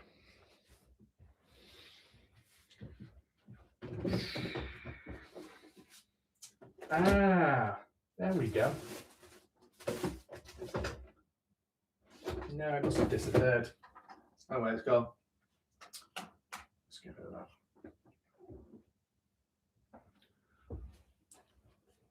No, I didn't find the mallet, but what I did find, more importantly, was this. And obviously, when doing that interview that time, I had to cover it up because it would have been questionable. This is simply Mia Maven's hand. She's been missing it for some time now. There's been some missing posters out and about. When I was shaking Mia Maven's hand because of my grip strength being rather strong, I pulled her hand off. I'm known for pulling off doors. I'm known for pulling off hands. That's why I've got to restrict my strength. But beside that, not much has changed to my knowledge. However, as I was saying, Slytherin, when someone said I look like Harry Potter, I guess this is what they meant, basically. Now, I'm not in witness protection. I've just gone through some realignment surgery at this moment in time. I'm so glad you found it. I've been missing that. Well, Mia, if you reach out, I'll try and attach it to you. I am a doctor, so it should be pain-free. You got a haircut at the sheep shearing fair. Exactly, Badger Life. No penny-ass individuals about. Right. Where's your hand? Okay. Whoa. Lock that in. So that's all fine and under control. If anyone does join us live, just know that this is not real. The one thing that isn't real, I know some people like to tug and pull at my hair, metaphorically, and think it's a wig, but that is real. People like to say that I wear eyeliner, I fake lashes and lipstick. No, it's all natural. But what's this? I think Dr. X is on the right track. He just lost sight of it. Bad. Oh, that's a good one there. Let's just say. I think Driven is the new Robin, not the fake Robin, but a new version of the original. Paid to infiltrate groups around that border and confuse things. I guess the one crossover that you could say, just an observation based on what Jeff Claw's getting at, and not for this to be taken the wrong way or for it to lead to any attacks or anything like that, just as an observation only. Really, Robin, the original Robin Albatross wanted to meet up with a fellow hiker, Jeff Sean. Recently, I believe Driven X Adventures wants to hike and meet up with SB Vega's Adventures. I don't know if you're aware of that, SB. Do you really think it's new Robin? What, as in the Robin account that was created as of, I think, February 2022? Do I think that's really a new Robin? I would say it's a new Robin, Slytherin, because the language, the behavior, the personality and attitude is completely different to the original Robin Albatross. Robin Albatross actually showed his face, did a video of himself. This fake Robin hasn't. This fake Robin is claiming that Kenny Veach was spotted in India, and it turned out just to be a guy on holiday, or probably from India. I'm surprised how long this is staying on for. Normally it would have fallen off by now. Oh, maybe it might. I can feel it loosening.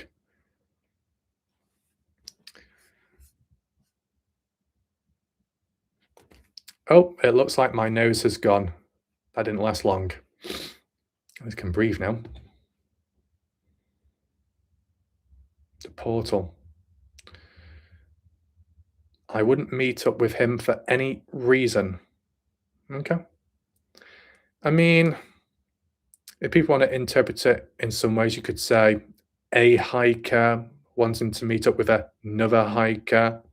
If you were skeptical, what could happen? I want to know your thoughts, Jeff Clark, just in general. What do you think would happen, Jeff Clark, in a scenario? If it be Robin, if it be Driven, or somebody else, a supposed hired hiker, what do you think would happen if they wanted to meet up with a genuine hiker and they both went out? Assassination? Kidnap? What would happen, Jeff? What do you think would? Like, if you were in the shoes of meeting up with that said person, what do you think would happen to you? What would they do to you? Tickle you with a feather duster? throw you face first into a mine shaft, feed you to their pet penguin? Let me know. We've got Wanda. Welcome back. It's good that you're here. Long-time viewer, of course. I remember you. And welcome to anyone else that is watching along the way. I completely forgot about the poll. Oops. 1 hour ago. 38 votes. Let's just check the results. What do you think caused the phantom footsteps? 63% said the unknown, which is good. 16% believed it to be a rabbit. 16% maybe other wildlife. 5% human. Jeff Clark digging for more information, planning to set up, seeing how much you really know. Okay then, Jeff.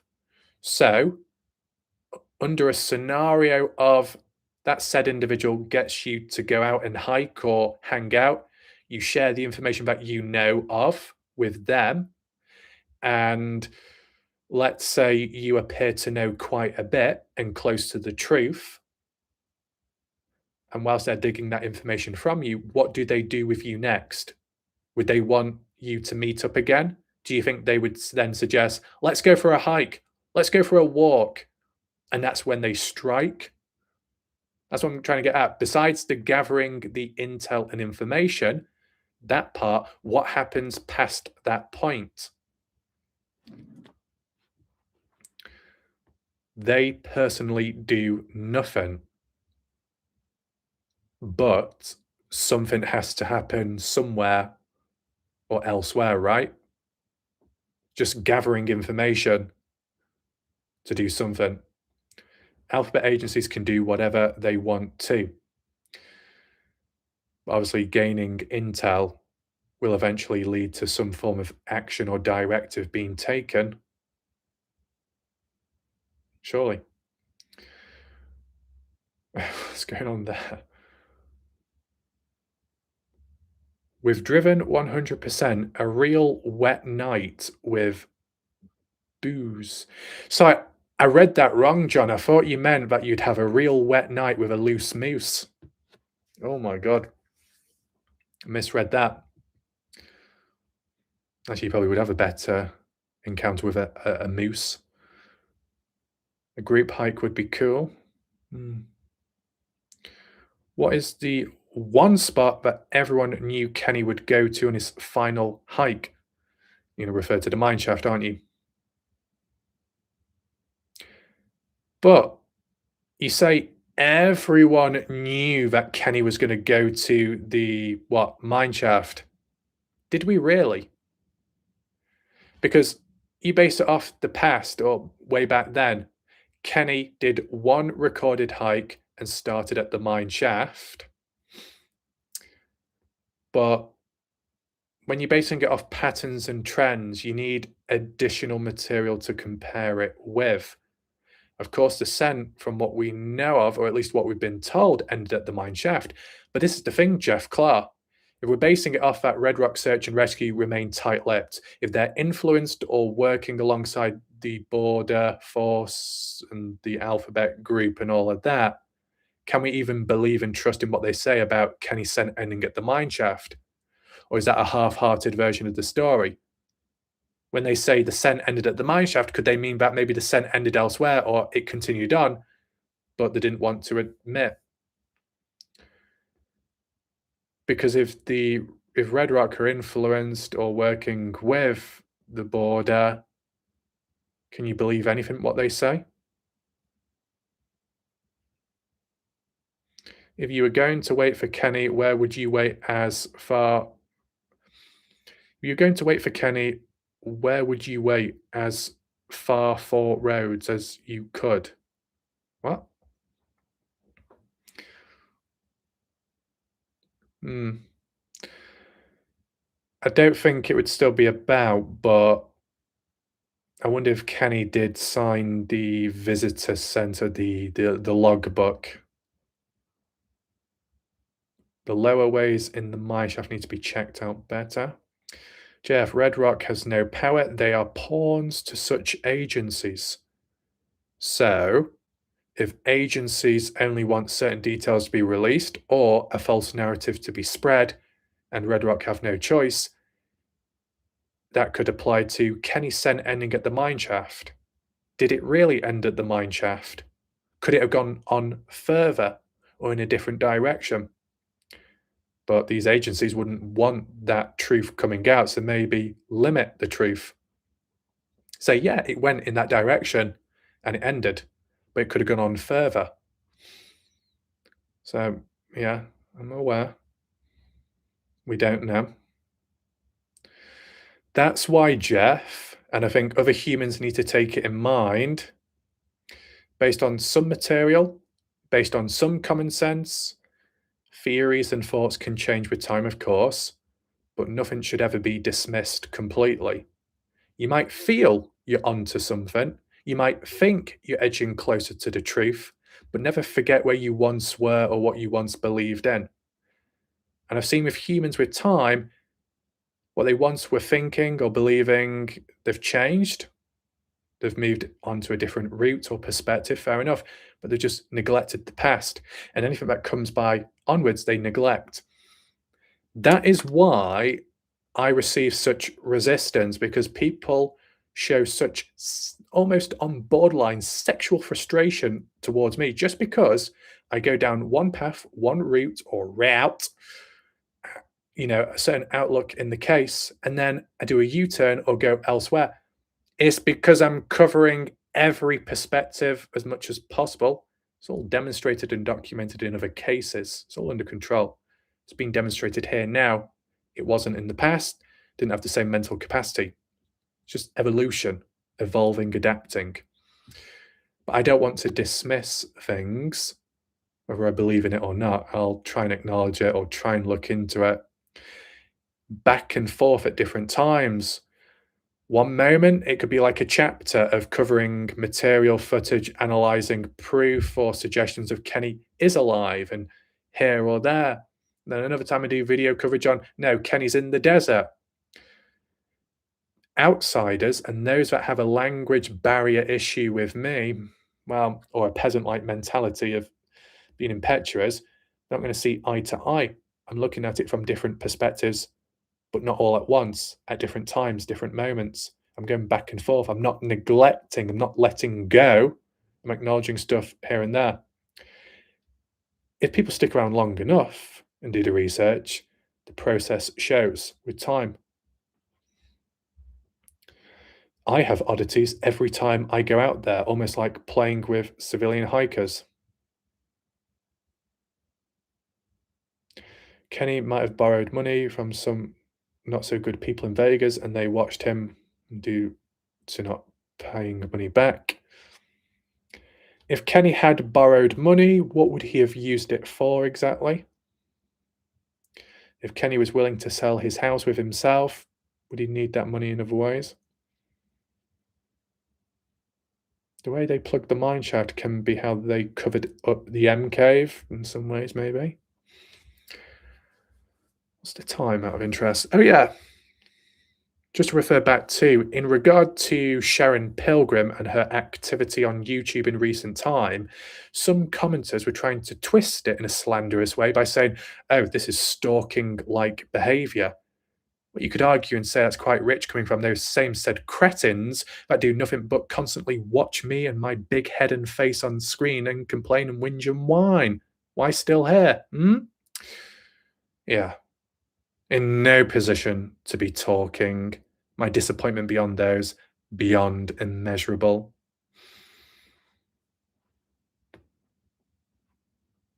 You know what? I think we need to do not a video right now, but a note. See, the impetuous behavior of, oh, I do observations in the past, people don't complain. I do observations now, people do whine. Why? An observation is an observation. It can also be a fact at times. An observation can be visual, sensory, right? People can say this and that to me, and I will respond back, and then they'll get defensive or emotional. It's like, calm down. I am simply making an observation. It's not that difficult, but to them it is, because the defense mechanisms within, the emotional biasness towards themselves and protecting themselves, denial within, displacement. It happens. Kenny's scent ending at the mine could be a false narrative. But such a video like that, Kenny sent in at the mine shaft, could be a false narrative by search and rescue. It would have to be done in a careful way because there's not enough material to prove that. It'd be a theory. Mia, some people are just insufferable and like to complain. And some, Mia, love to moan for other reasons. Anyway, what else do we have? Mem, trying to find the truth is not stalking. Exactly.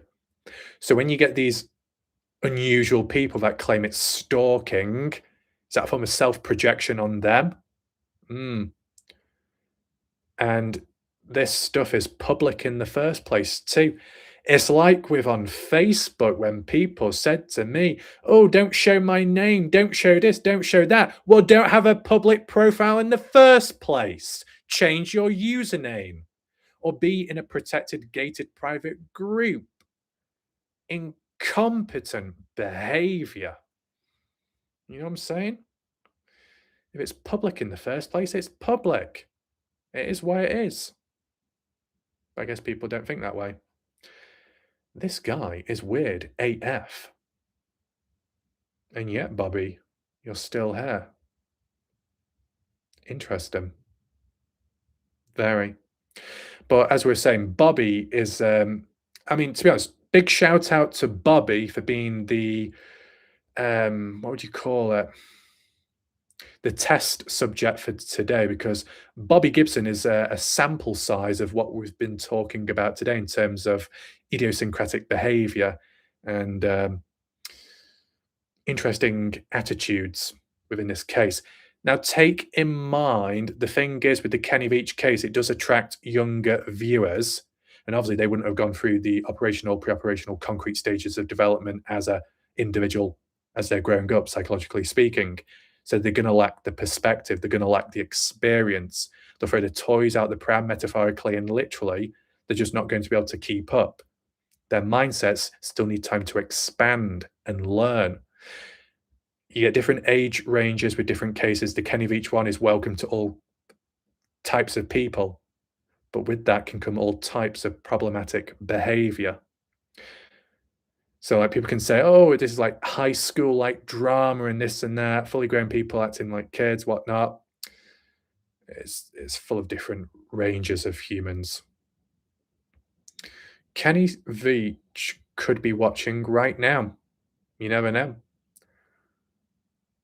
Key West says, yes, do not share that. I'm from Key West. Oh my goodness.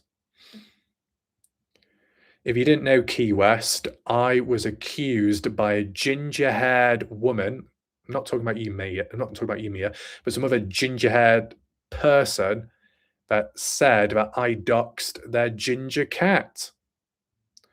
That is what I've dealt with time. So yeah, who knows what I'll come across next.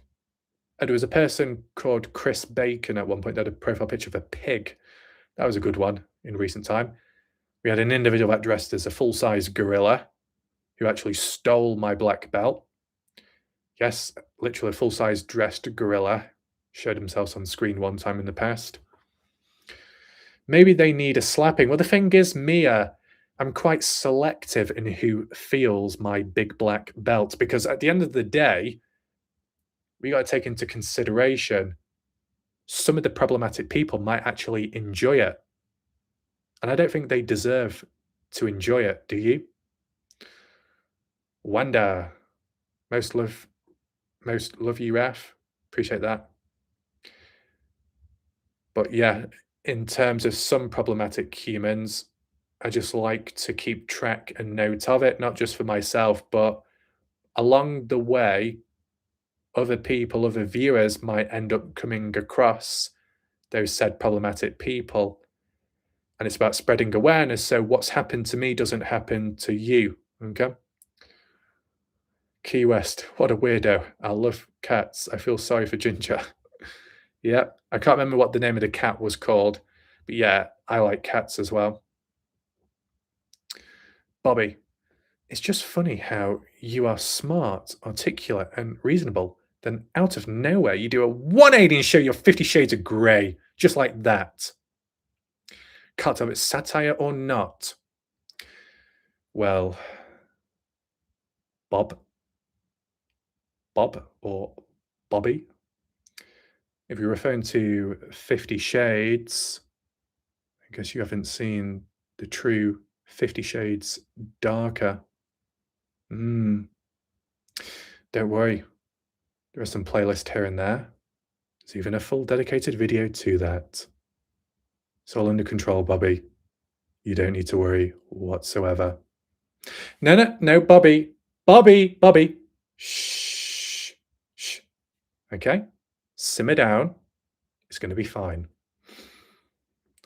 Mad, has Kenny been considered dead by authorities due to the time missing? It could be assumed that way, but when you base it off the NAMA's report, a public profile page, and the police report, it's been also stated as just missing.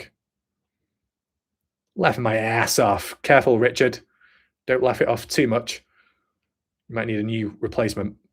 Mia, I find you very entertaining, Rev. You're serious, funny, and intellectual. Appreciate that. Most channels don't contain all of those qualities together.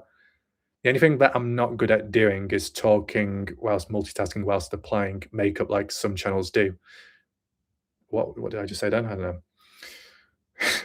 Bobby. But sometimes when I do certain tones of voices, I do have to zone out so I can focus, because if I don't zone out, I'll probably end up laughing or so. Do a poll. Do you think that border is involved with alien tech, similar to Bob Lazar claims? Will tell us how group. Okay. Glaze. Oh, yes, we're using the sheepish language tonight. Oh my God, Bobby. Yes. Come on, let's say more trendy, quirky little words. Oh my God, this is so amazing. My God. Let me try to. Oh my goodness, forgot how to do a poll. Right, the thing is, Jeff Clark, almost like a paragraph. I'll try and type out. There's limited character space as to what I can type on YouTube. Do you think the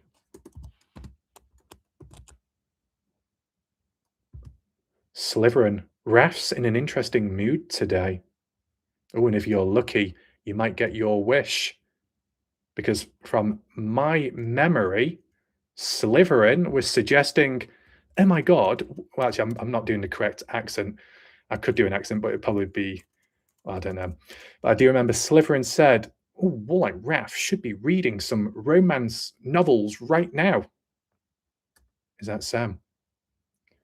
Maybe I don't need to read anything. Maybe I don't need a book or a script, and I'll just make it up on the spot. Ooh, just imagine that. Definitely multitasking at the moment. Do you think the border is involved with? Hold on, Jeff. Do you think the border is involved with alien tech? Let's just slash. Oh goodness, what's going on here?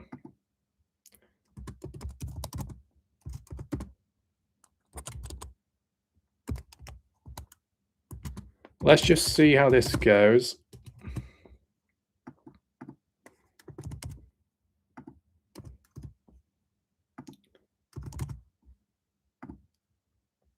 That post. There we go. It's getting so cluttered. I've got Mia's severed hand on the table. I've got belts all over the place. I've got a fake nose. Oh my God, it's getting too hectic. This is too much for me. Oh my God, what am I gonna do? I need to chill out. Yeah. I've not done the click sound for a bit, so add that in for a bit of a special effect. And of course, if anyone has joined late, I don't know if you can rewind back during a live stream or not, similar to a live premiere. But we have been talking about the strange sounds for most part of it at the mine shaft, and even the scent at the mine shaft. How true is that too? It can change with time.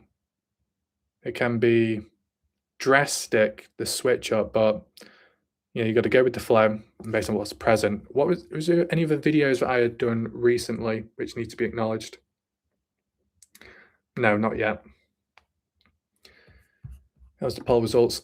Okay, so a few people are voting. That's good to know. Not done that. The voice says Slytherin of Audible. Very interesting mood. Yes, I wonder why. Can't get the voice out. Oh, Slytherin. What magic are you applying today? I'm saying a combination of Bane. 56% are correct. I mean, I'll give it a bit of time for obviously people to vote, of course. I would do polls on the channel page, which remain up longer, but it gets in the way of notifications. So, there are a handful of video ideas that can be done still, getting through it bit by bit. Just need to clear some things up along the way. I'll never forget Lazar's phone call on Coast to Coast AM. Is that the one where some, was it Area 51 worker was fired or on the run and trying to talk and reveal stuff, but along the way there was like interference on the radio? It's just because when I was looking at one, Mia says, yeah. I've actually done a video of that, Mia, recently in regard to some of that stuff. So, yeah. Anyway, in terms of the whole sound at the mine shaft, I'm going to do an analysis video of the mine shaft sound, supposedly enhance the audio, put it on repeat a few times. Just a compilation of all the sounds where you can actually hear it, because he was over talking at times driven. You had the bloody stove bubbling away and you're trying to listen in. It can be a bit hard, but you can visibly, auditory hear it. So I'll just make it a bit easier for you and then just analyze from there. It might not have to be that deep or long, but it can still be done. I just find it easier doing certain videos in certain orders because it can tell a story, and naturally it's timed well with developments along the way. It does appear, and of course it can drastically change, but from what I was last aware of, the fake Robin has gone very quiet. Must be spending all that time trying to gather some new intel or some little story times. We'll see. Fill us in on Lazar, please. I believe Jeff Clark's more knowledgeable with that aspect. There are some articles. Lazar did, what was it? Oh, it was an article, wasn't it, that I read out. But it wasn't just Lazar, it was some of us along the way. I think I said it, I might have said it the wrong way, but was it Lazar, the one that was hiring people, hikers, to be out there along the way? So you got Lazar, and then the other individual team. I mean, in regard to alien activity, UFO activity directly in the Kenny Veach case caught on camera, does any of that exist specifically? Technically, yes. Lazar worked at S4, an area of military land, which I think a video was done in recent time of a map layout which mentioned S4. He said he went public to protect himself from being disappeared. Would you say Jeff Clark, Kenny Veach went public to protect himself? He made public open comments, but it didn't protect him, did it? Or is it just because Kenny wasn't as well known? So just let me know your thoughts on that, Jeff. I'll probably do a countdown shortly or so because for most part of it, I've said what I've needed to say for now. If there are any final questions or points, you can leave it below. No, Kenny didn't know what he was dealing with. Right. But would you say, Jeff, that Kenny indirectly made himself public? Just not public as in knowing what he knew because he didn't know. He didn't truly know. Richard. Someone should check the other caves for signs of the foam showing a fill-in. That's a fair point, Richard.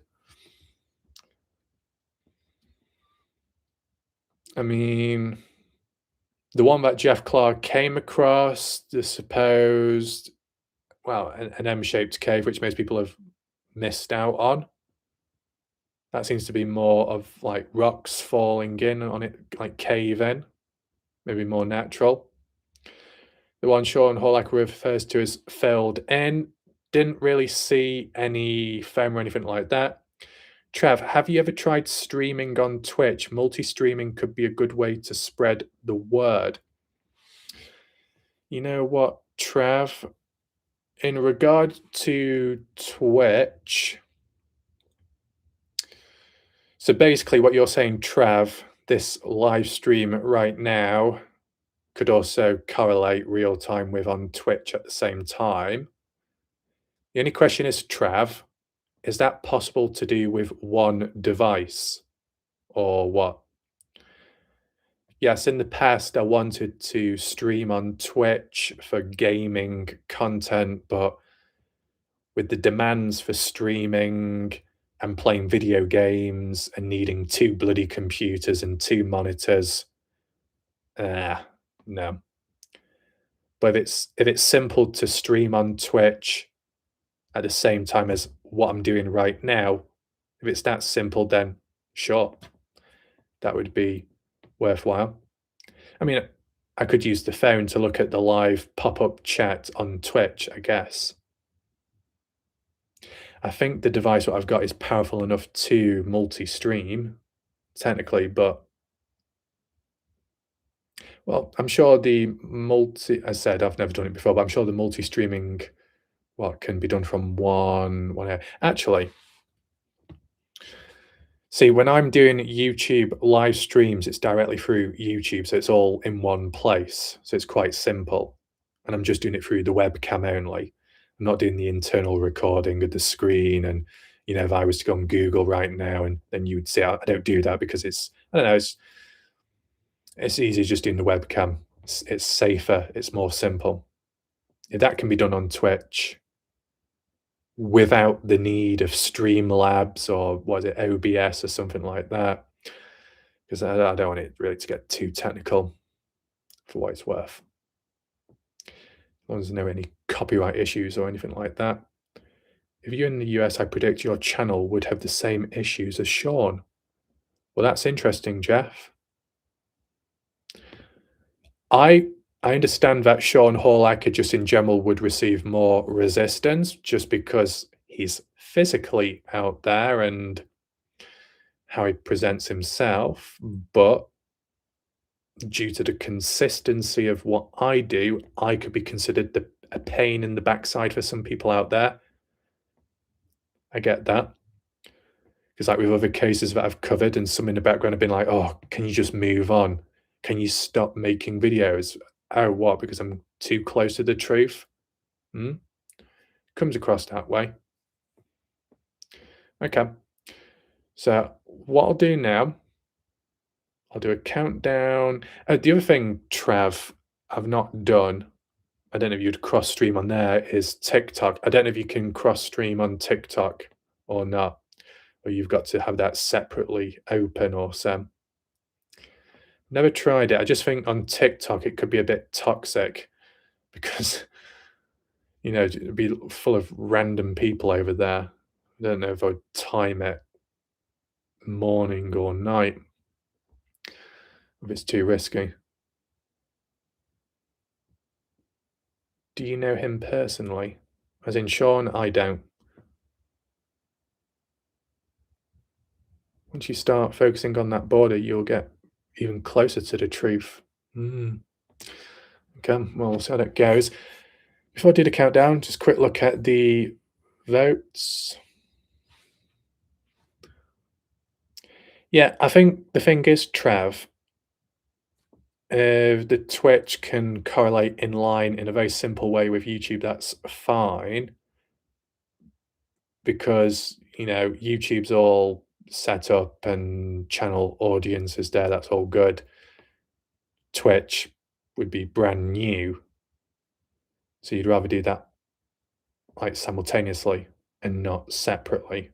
If you do it separately, pretty much you'd probably be talking to a blank audience, probably be 0 people watching, just because you're not established or known.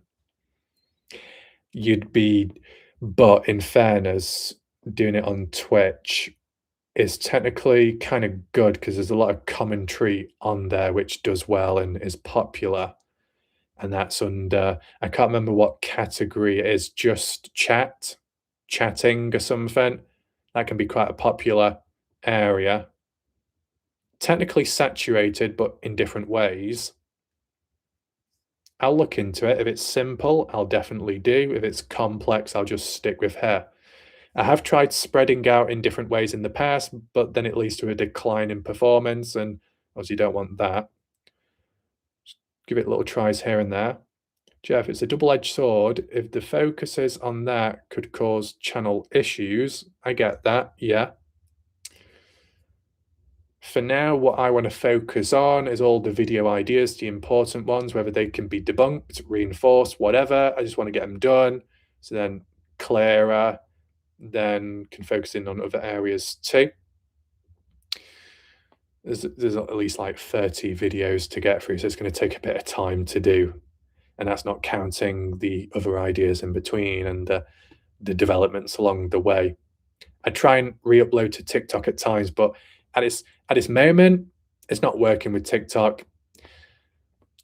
I can tell statistically and all that. So it's weird. Sometimes videos perform better on TikTok than on here, and other times they perform better on here than it does on TikTok. And performance does matter when you're trying to spread awareness. Anyway, that being said, I will do my countdown now from 20 and then eventually end the stream. If there's any questions, final thoughts, things you want to share, feel free to do so whilst I do the countdown. 20, 19, 18, 17, 16, 15, 14, 13, 12, 11, 10, 9, 8, 7. Well, there we go. It's a good thing I was counting down slow. I don't know what would happen if I ended a stream or a video ended at the same time as a live chat. I don't know if it would glitch or not, but big shout out to Mia, the Raven, Maven. There we go. Big shout out to Mia, much appreciated. Take care, Mem, and Richard as well, in Key West. And Brenda, sleep well or whatever time it is. If you need to get food or anything in between. Oh no, Mia, I've forgotten what number I was on when counting down. Oh no, it means I've got to start from 20 all over again. Oh goodness. Anyway, Mia, as a heads up, in regard to more door ripping action and photos, there will be some on the way on the channel page area. So keep an eye out or two for that. Take care, Mia, and Badger Life, of course. So I'm going to do a countdown from 20, 19, 18, 17, 16, 15, 14.